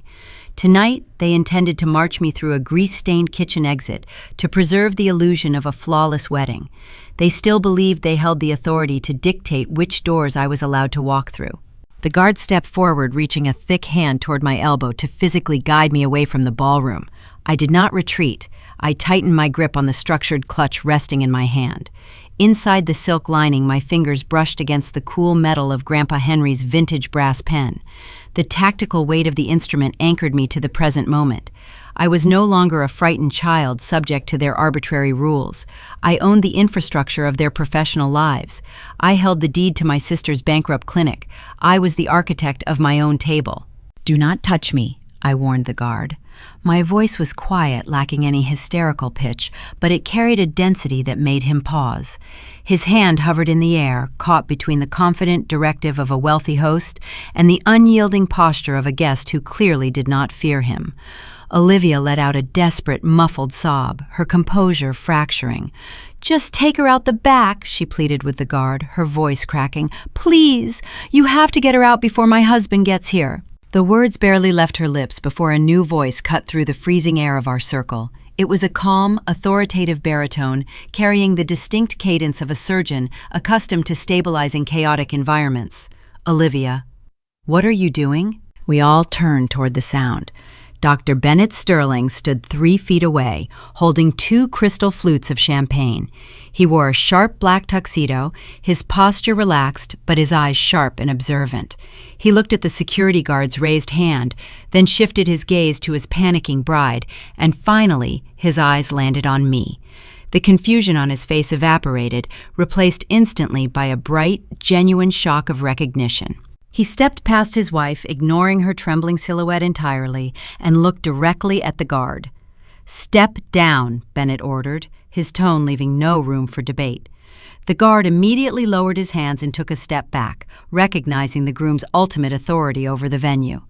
Bennett turned to Olivia, his brow furrowing as he tried to reconcile her frantic behavior with the reality standing in front of him. "Why are you calling security on our VIP guest?" He gestured toward me with his champagne flute, a warm smile breaking across his tired face. "Olivia, this is A. Hayes. She is the CEO who funded my trauma department." The music from the string quartet seemed to fade into a hollow echo. The color rushed out of Caroline's face, matching the pale terror already consuming my sister. The family lie was trapped, backed into a corner under the blazing chandeliers, with nowhere left to run. Bennett stood there holding the 2 crystal champagne flutes, his brow furrowed in genuine, unmasked confusion. He looked at Olivia, waiting for a rational explanation. My sister was backed into a corner under the blazing chandeliers. When a narcissist is trapped by a contradictory fact, they do not confess to their transgressions. They double down. Olivia's brain executed a rapid triage of its own, selecting the most convenient falsehood available to preserve her fragile ecosystem. "Bennett, honey, you are mistaken," Olivia stammered. Her voice adopted a high, trembling frequency, mimicking deep, empathetic concern. She reached out and touched his lapel. This woman is not a chief executive. She is a distant, estranged relative. She suffers from severe psychological delusions. She tracks our family down at public gatherings to harass us and beg for cash. It is a tragedy, really, but she is highly unpredictable. We just wanted to shield you from the embarrassment of a scene. My mother, the seasoned chief of surgery, seamlessly picked up the surgical thread of the lie. Caroline stepped closer to Bennett, placing a manicured hand on his tuxedo sleeve. She offered a sigh drenched in manufactured sorrow, a performance she had likely perfected at hospital charity galas. "It breaks my heart to see her this way," Caroline murmured, her face a portrait of maternal grief for a phantom niece.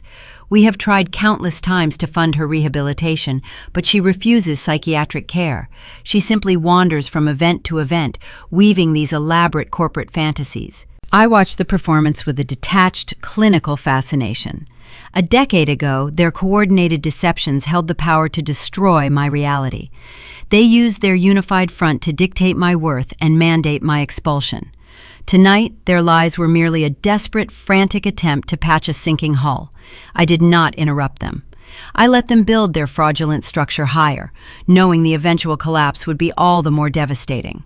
Bennett looked at the two women.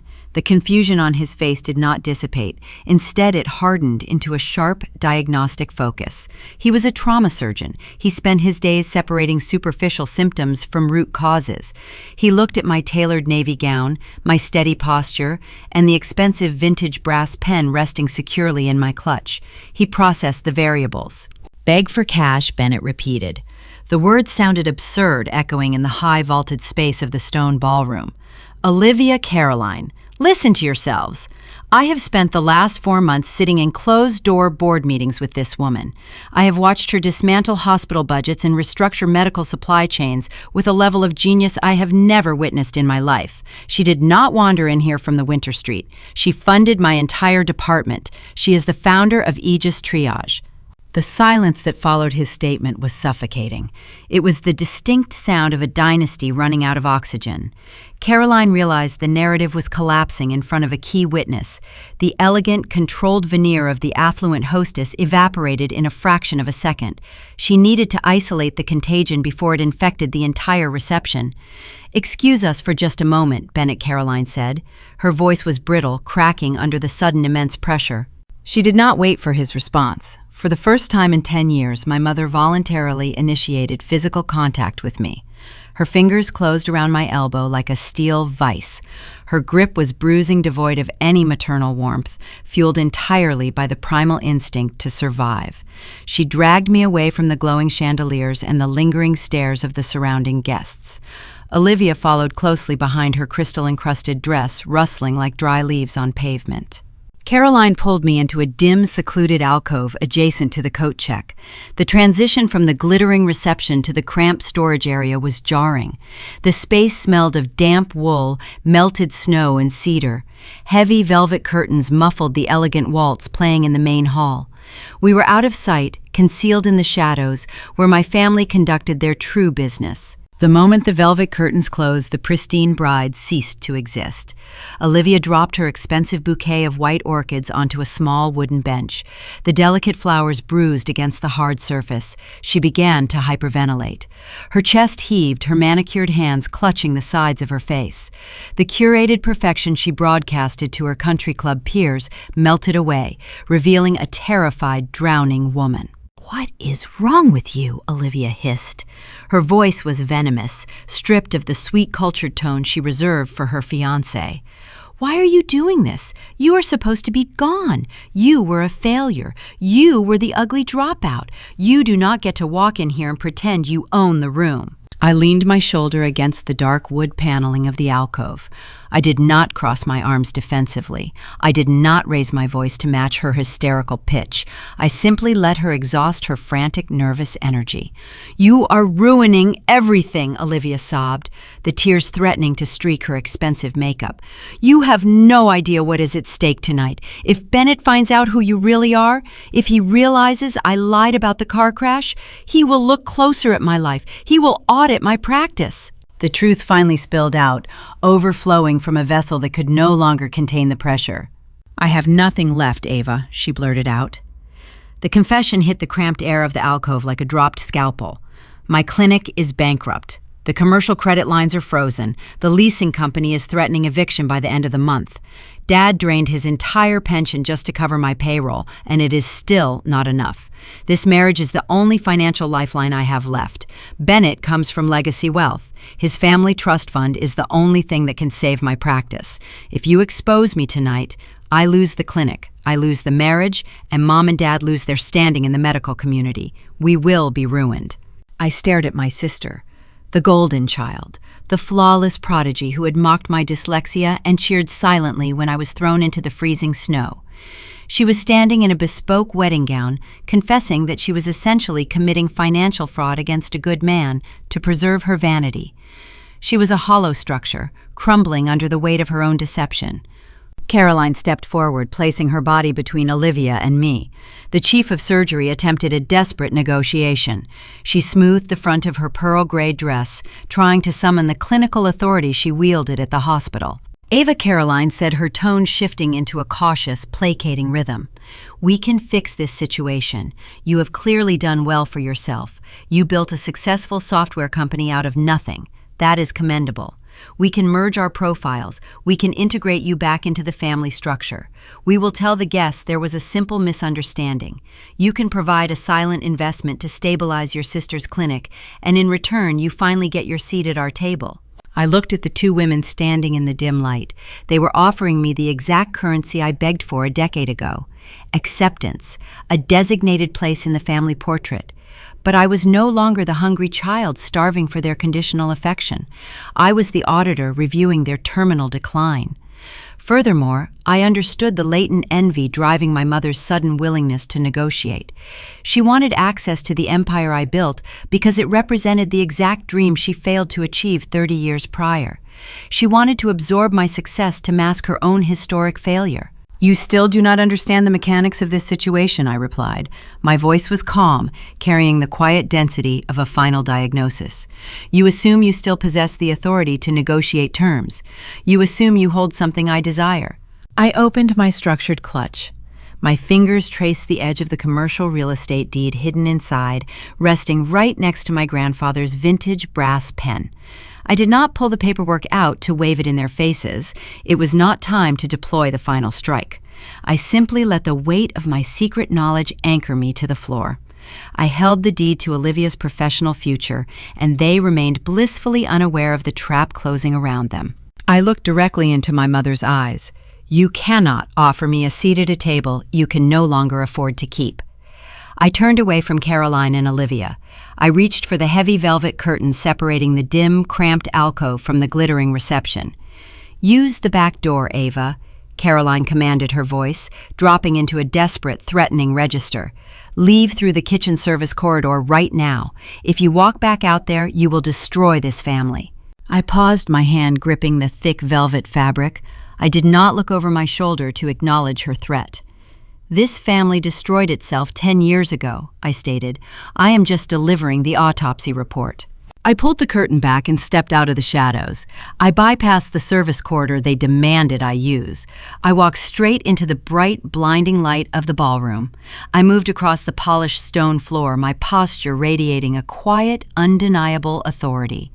The surrounding guests parted slightly as I navigated the room. I approached the epicenter of the celebration and took my assigned seat at VIP Table 1. I folded my hands on the pristine linen tablecloth just as the master of ceremonies tapped his microphone, his voice echoing through the speakers to announce the beginning of the formal toasts. I settled into my chair at VIP Table 1. The linen napkin felt crisp against my fingers. This specific circle of seating was occupied by the apex predators of the regional healthcare system. To my left sat the chief financial officer of the state medical board. To my right was the senior partner of the largest pharmaceutical supply firm in the Midwest. These were individuals who typically commanded rooms through intimidation and net worth. Yet as I joined them, the dynamic shifted without a single word of instruction. The chief financial officer paused his conversation, offering a deferential nod. The senior partner leaned in, asking a polite question about the upcoming software patch for the rural clinics. I answered with concise, measured data points. I was no longer an interloper begging for scraps of attention. I was the gravitational center of their professional universe. From my vantage point, I possessed an unobstructed view of the head table. The contrast between my current company and my biological relatives was stark. My father, Richard, sat rigid in his tailored tuxedo. The chief of staff looked hollow, his skin possessing a sallow gray tint beneath the warm chandelier lighting. He was a man suffocating under the invisible weight of the shadow loans he extracted to fund this very reception. He stared at his half-empty water glass, refusing to make eye contact with the crowd. Beside him, Caroline maintained a posture of unyielding stone. The chief of surgery was running out of tactical options. Her eyes flicked toward my table, carrying the panicked calculation of a physician realizing the patient is crashing. They looked like two inmates awaiting a scheduled execution, desperately pretending the warden was merely late. The master of ceremonies tapped his microphone. A sharp, high-frequency feedback loop silenced the low murmur of the 200 guests. He announced the mother of the bride. Caroline stood up. She smoothed the front of her pearl gray gown and accepted the microphone. Decades of presiding over charity galas and academic symposiums kicked in, overriding her internal terror. She relied on the only currency she truly understood. She weaponized her arrogance. She projected a bright, lacquered smile out toward the sea of faces, deliberately avoiding my specific corner of the room. She began her speech by weaving a tapestry of manufactured heritage. She spoke of the heavy responsibilities carried by generations of physicians. She detailed the sacrifices required to maintain a legacy of healing, intertwining her own surgical accomplishments with Olivia's supposed booming practice. The narrative was a masterclass in fiction. She sold them a dynasty built on flawless genetics and tireless dedication. "We require greatness from our children," Caroline declared, her voice echoing off the stone walls. "Medicine is not a profession you stumble into. It is a calling that demands rigorous discipline and perfect execution. People often ask how we consistently produce such exceptional results. The answer is quite simple. We do not tolerate mediocrity. In our family, excellence is not given, it is earned." The guests raised their crystal flutes, nodding in polite agreement, applauding the fierce standards of the matriarch. I reached for my glass of sparkling water and took a slow, unbothered sip. The liquid was cold and refreshing. Her words were an exact verbatim echo of the ultimatum she delivered at our mahogany dining table a decade ago. At 18, that sentence felt like a death penalty for a girl struggling with dyslexia. At 28, it sounded like the desperate plea of a woman clinging to a rapidly depreciating asset. She was broadcasting a commercial for a product currently facing eviction. I looked closely at her hand holding the microphone. Despite the confident cadence of her voice, her knuckles were trembling. The tremor was slight, but to a trained observer, it was the unmistakable signature of systemic failure.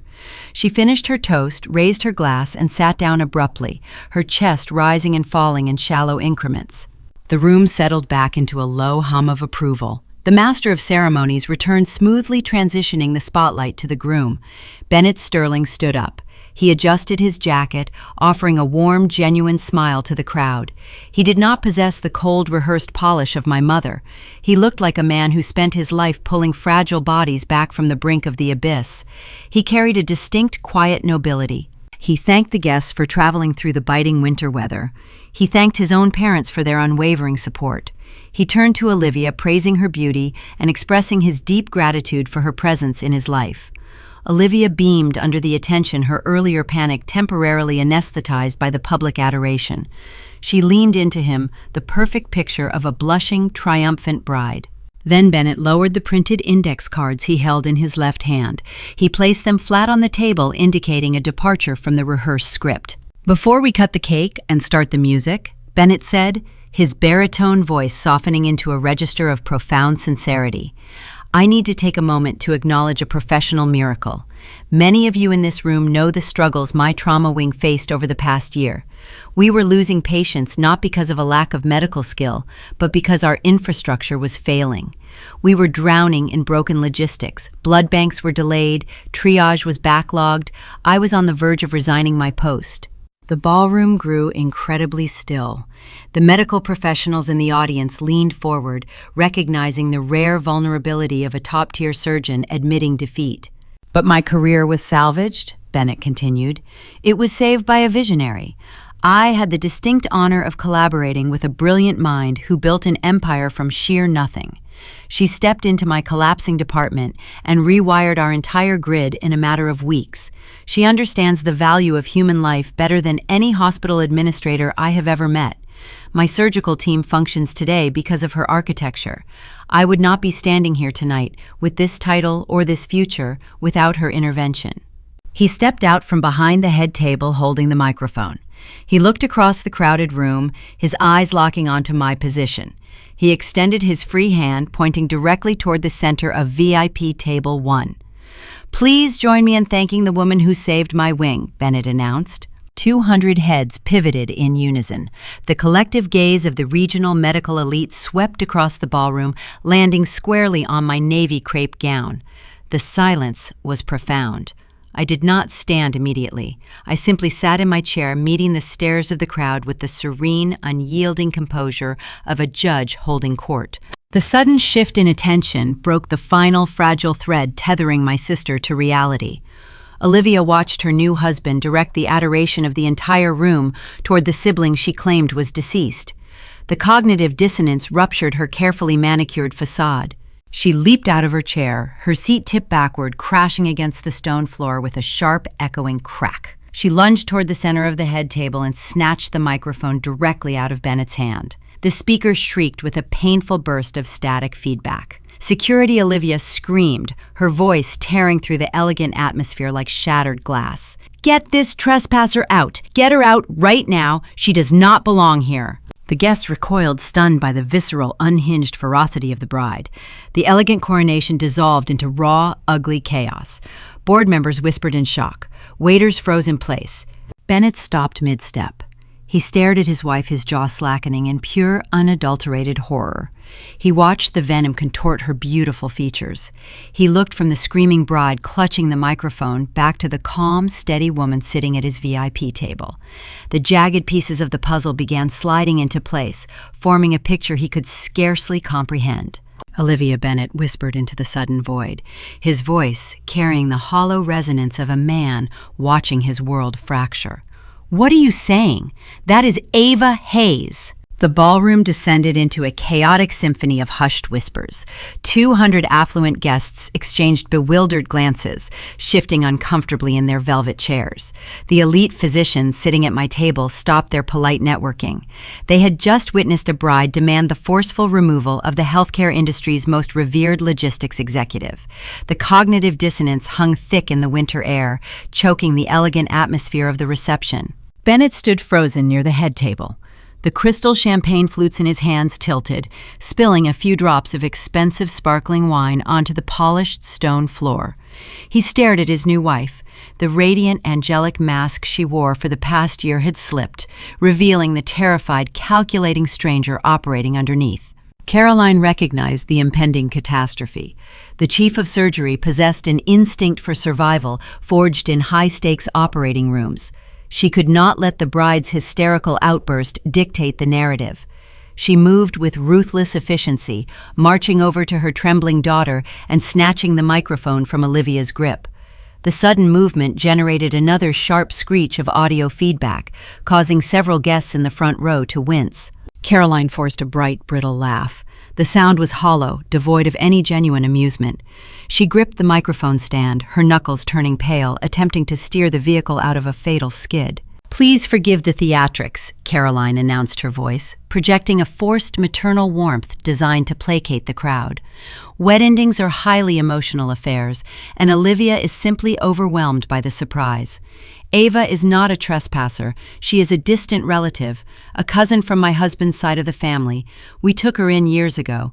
She was a family project we quietly supported through some very difficult times.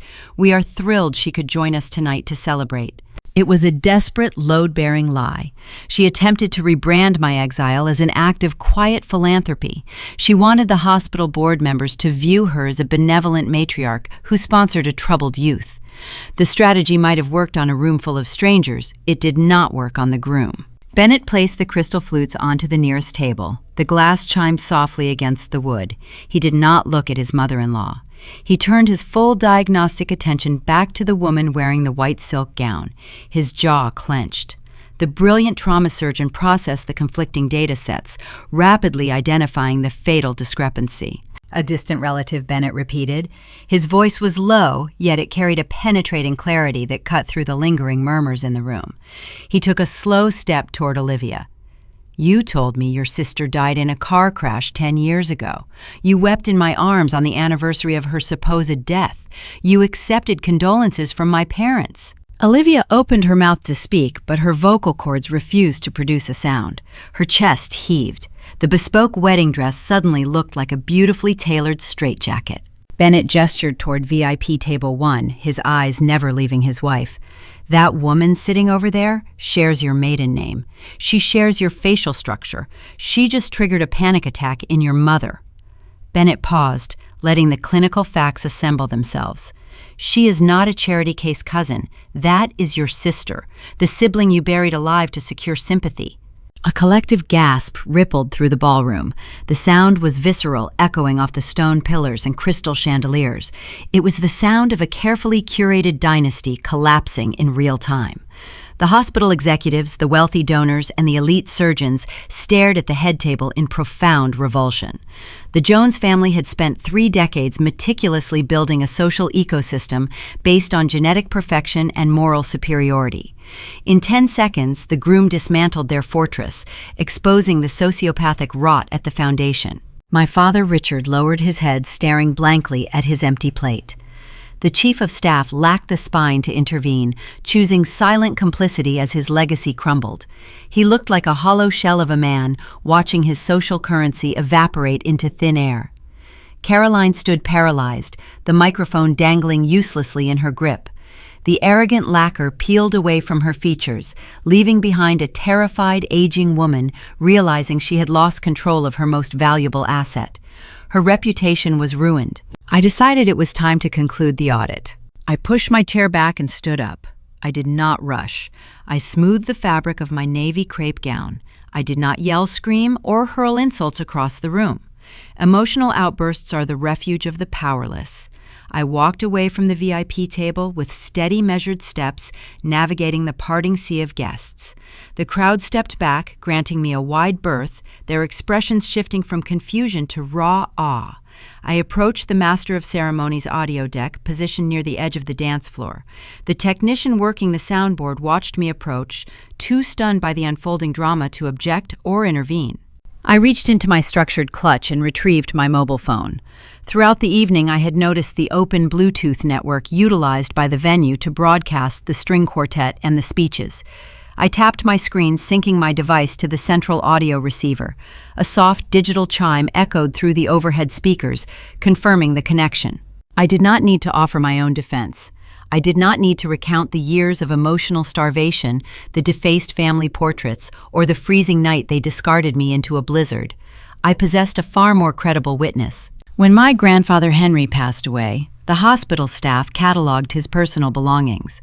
Before his catastrophic heart attack, he had used his final moments of clarity to record a voice memo on his personal phone, instructing the attending nurse to ensure the audio file reached me. He knew his daughter would block my access to the intensive care unit. He anticipated her cruelty, providing me with one final tactical advantage from beyond the grave. I had saved the file to my own device, waiting for the precise moment to deploy its contents. I opened the encrypted file on my screen. I looked at Caroline. She tracked my movements, her eyes widening as she recognized the calculated intent in my posture. She took a hesitant step forward, raising a hand in a futile gesture to stop me, but it was too late. I pressed play. The sophisticated audio system crackled briefly, then a voice filled the cavernous stone ballroom. It was a raspy, commanding baritone carrying the undeniable grit of a retired battlefield medic. It was a voice every senior physician in that room instantly recognized. Gracie, the recorded voice, began using his private nickname for me. The audio carried the faint, rhythmic beeping of a cardiac monitor in the background. If you are hearing this, it means my heart finally gave out. It also means Caroline likely locked you out of the room. A new wave of shock washed over the crowd. The guests realized they were eavesdropping on a deathbed transmission. The board members exchanged alarmed glances, processing the depth of the familial betrayal. "Do not waste your tears on closed doors," Henry continued, his tone steady and resolute, piercing the quiet of the reception. "You survived that house. You built your own table. I am leaving this record because the truth requires a witness, and our family specializes in burying the truth." The recording paused as Henry took a labored breath.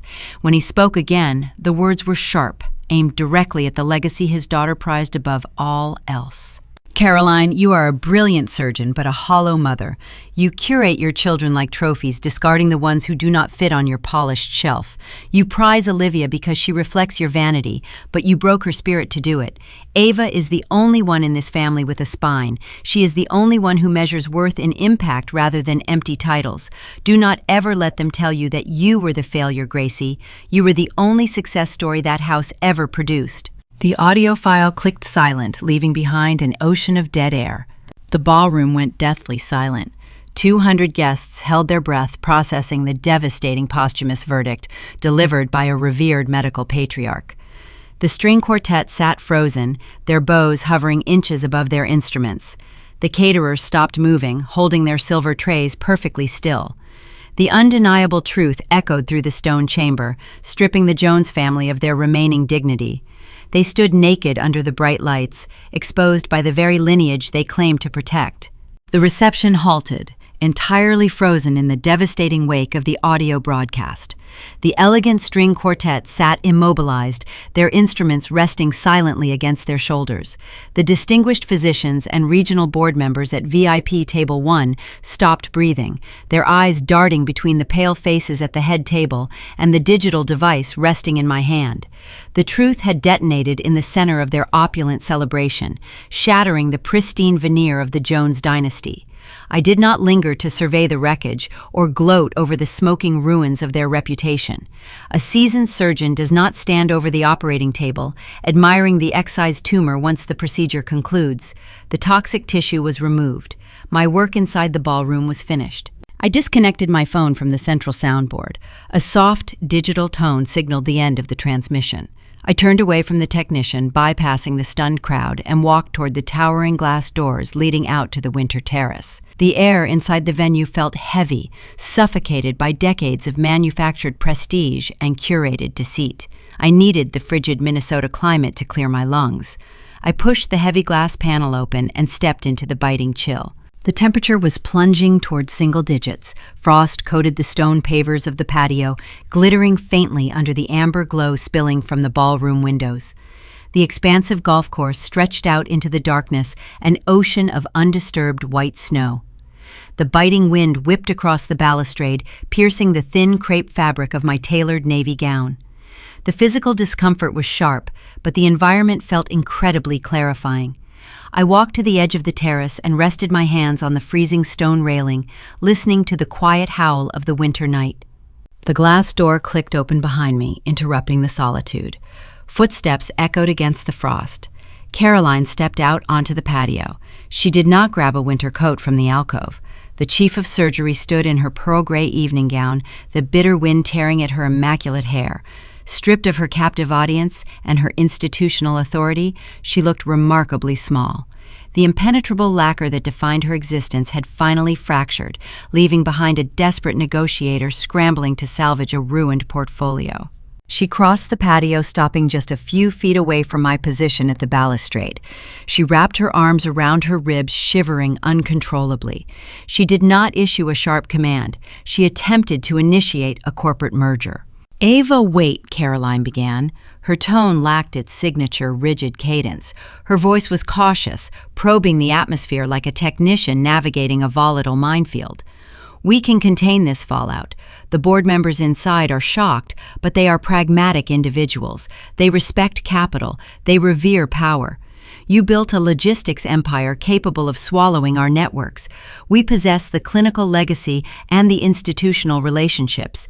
If we combine our assets, we can control the entire regional medical sector. We can offer you an executive voting position on the hospital board. You finally have a seat at the table. We can be a family again.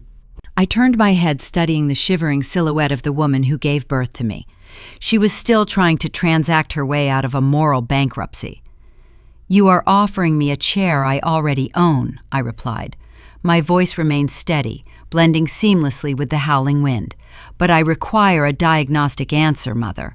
An hour ago, I was a disgrace, fit only for the service exit. You instructed security to throw me out. Now you are offering me an executive partnership? What shifted the metric?" Caroline looked down at the frost-covered stone. Her shoulders slumped. A strange, bitter vulnerability crept into her features, stripping away the hardened exterior I had known my entire life. It was an expression of raw, unvarnished defeat. 30 years ago, she murmured, her breath pluming in the dark air. 30 years ago, before I ever picked up a scalpel or walked into an operating theater, I wrote grant proposals for predictive data models. I tried to build the exact algorithms you just deployed across the state. I saw the future of medicine in the numbers. She paused, wrapping her arms tighter around her shivering frame. "My parents told me I was wasting my time on theoretical machines," Caroline continued, her voice dropping to a harsh whisper. "They pressured me to abandon the research and enter a respectable surgical residency to uphold the family name. I lacked the coding discipline to build the architecture, and I lacked the courage to defy them. I surrendered my ambition for their approval." She lifted her chin, meeting my gaze with a hollow, haunted clarity. "Then you came along. You struggled to read a basic biology text, yet you inherently understood the systemic flow I failed to construct. You succeeded in the exact frontier I abandoned. Every time I looked at you, I saw the ghost of my own cowardice. You did not care about our approval, and I punished you for possessing the resilience I lacked." The confession hung in the freezing air, filling the empty spaces of my childhood. Her cruelty was never born from my perceived intellectual defects. It was generated by her own suppressed envy. I looked at the chief of surgery and felt a profound, chilling pity. She had sacrificed her own potential to appease a toxic lineage, and she spent 18 years trying to force me into the same suffocating transaction. She was a prisoner of her own design, policing a cage I had successfully escaped. I opened my structured clutch. My fingers brushed against the silk lining, locating the thick stack of parchment tucked inside. I retrieved the commercial real estate deed and placed it flat on the stone balustrade between us. I withdrew Grandpa Henry's vintage brass fountain pen, holding the cold metal cylinder in my right hand. Caroline stared at the documents. Her eyes narrowed as she recognized the official seals of the holding company. She processed the legal phrasing printed at the top of the page, realizing she was looking at the ownership papers for the luxury medical plaza housing Olivia's boutique practice.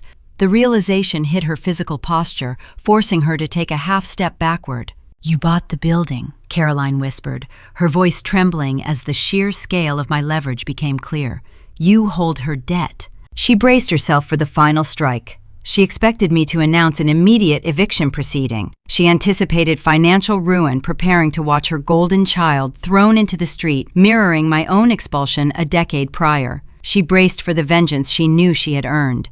She operated in a world of punitive retaliation, assuming I would wield my power with the same ruthless intent she utilized when she excised my face from the family portraits. I uncapped the heavy brass pen.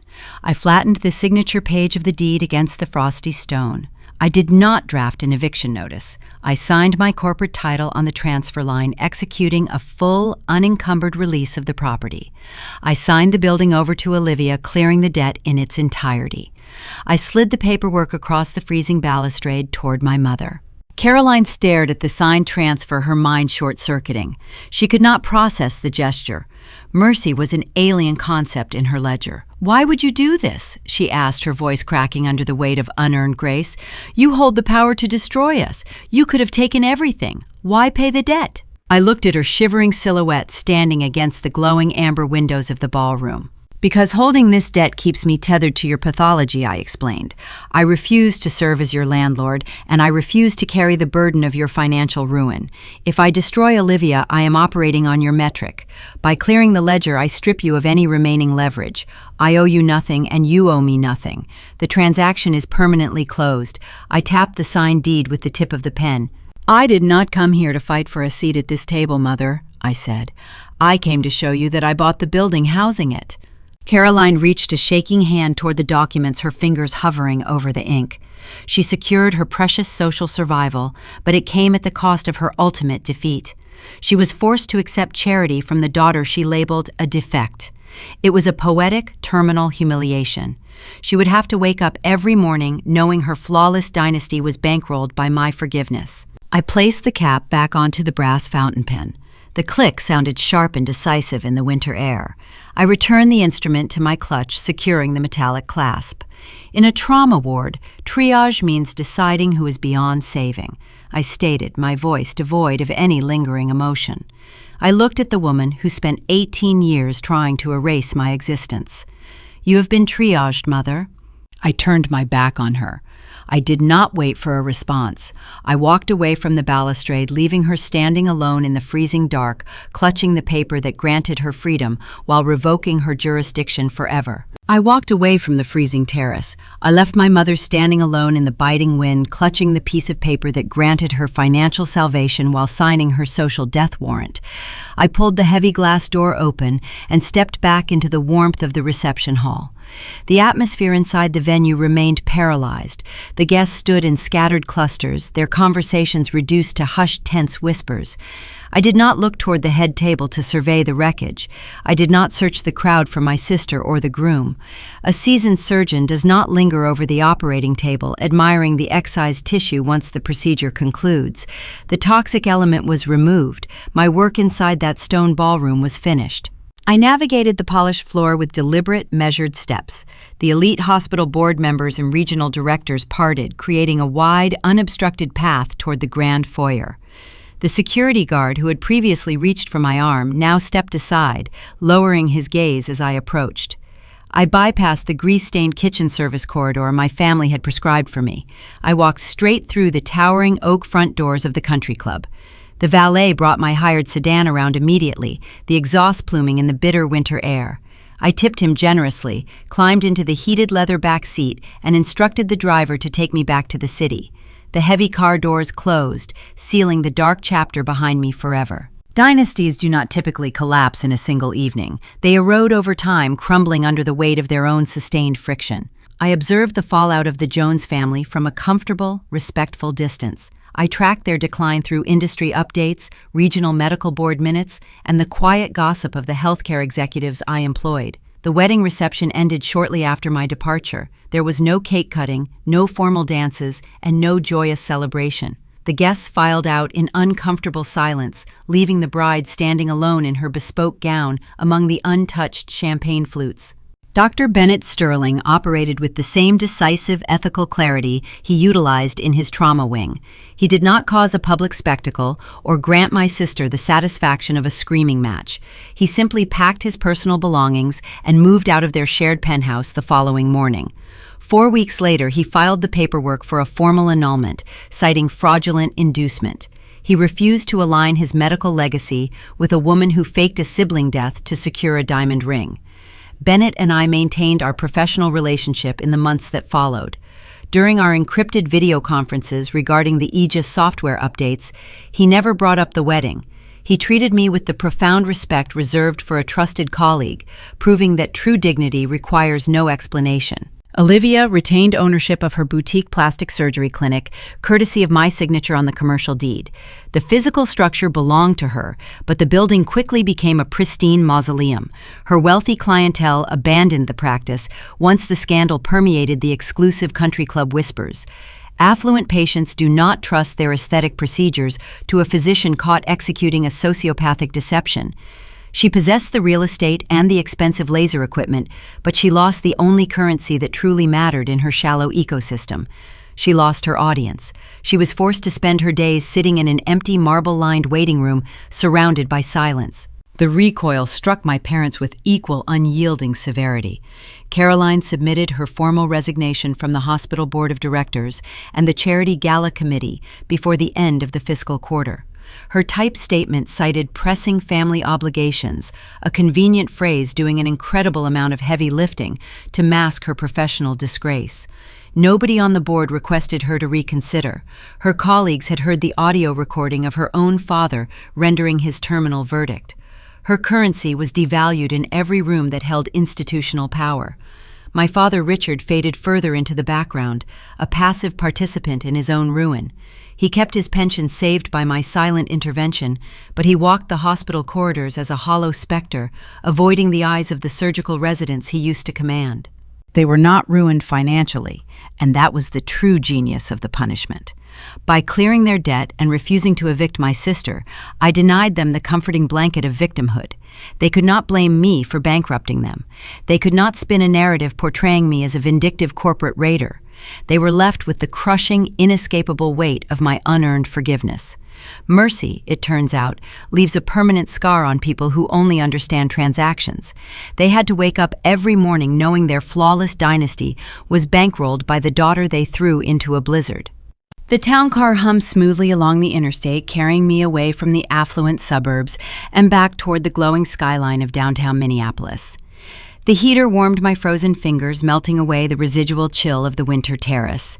The city lights cast rhythmic golden reflections across the tinted windows, illuminating the quiet interior of the vehicle. I unclasped my structured clutch, retrieving the vintage brass fountain pen. As I shifted the silk fabric lining, my fingers grazed a small concealed pocket near the base of the bag.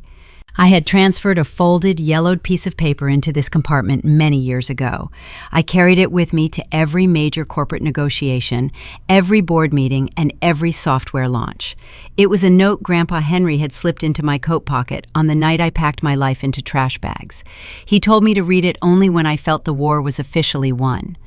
I unfolded the brittle paper under the ambient reading light of the back seat. His handwriting was a sharp, jagged scrawl born from decades of writing rapid medical charts in dimly lit triage tents. The ink had faded slightly, but the message remained sharp and clear. Gracie, the note began, "Love that is earned is a transaction. Build your own table." I read the words 3 times, listening to the quiet, steady hum of the tires on the asphalt. For the first time in a decade, a genuine, warm smile broke across my face. It was not a smile of triumphant malice or bitter vindication. It was a smile of profound structural peace. I did not build a billion-dollar logistics empire to prove my worth to a family of narcissists. I built it to keep trauma wings functioning. I built it to route bleeding patients to empty beds. I built it to empower the exhausted nurses working the graveyard shift. I built a system that runs on showing up and saving lives. I folded the note and placed it back into the clutch next to the brass pen. The past was permanently archived. The future belonged entirely to me. If you are listening to this story from the edge of a table where you are forced to audition for your seat, hear this clearly. Any affection that requires a resume was never love to begin with. It was an unpaid internship. You are allowed to hand in your resignation. Stop waiting for the architects of your misery to finally recognize your value. They lack the diagnostic vision to see your worth. Gather your blueprints, step out into the cold, and start pouring your own foundation. The table you build with your own hands will eventually hold everyone who matters. Drop a comment below if you have ever refused the back door. Hit the subscribe button, and I will see you in the next story.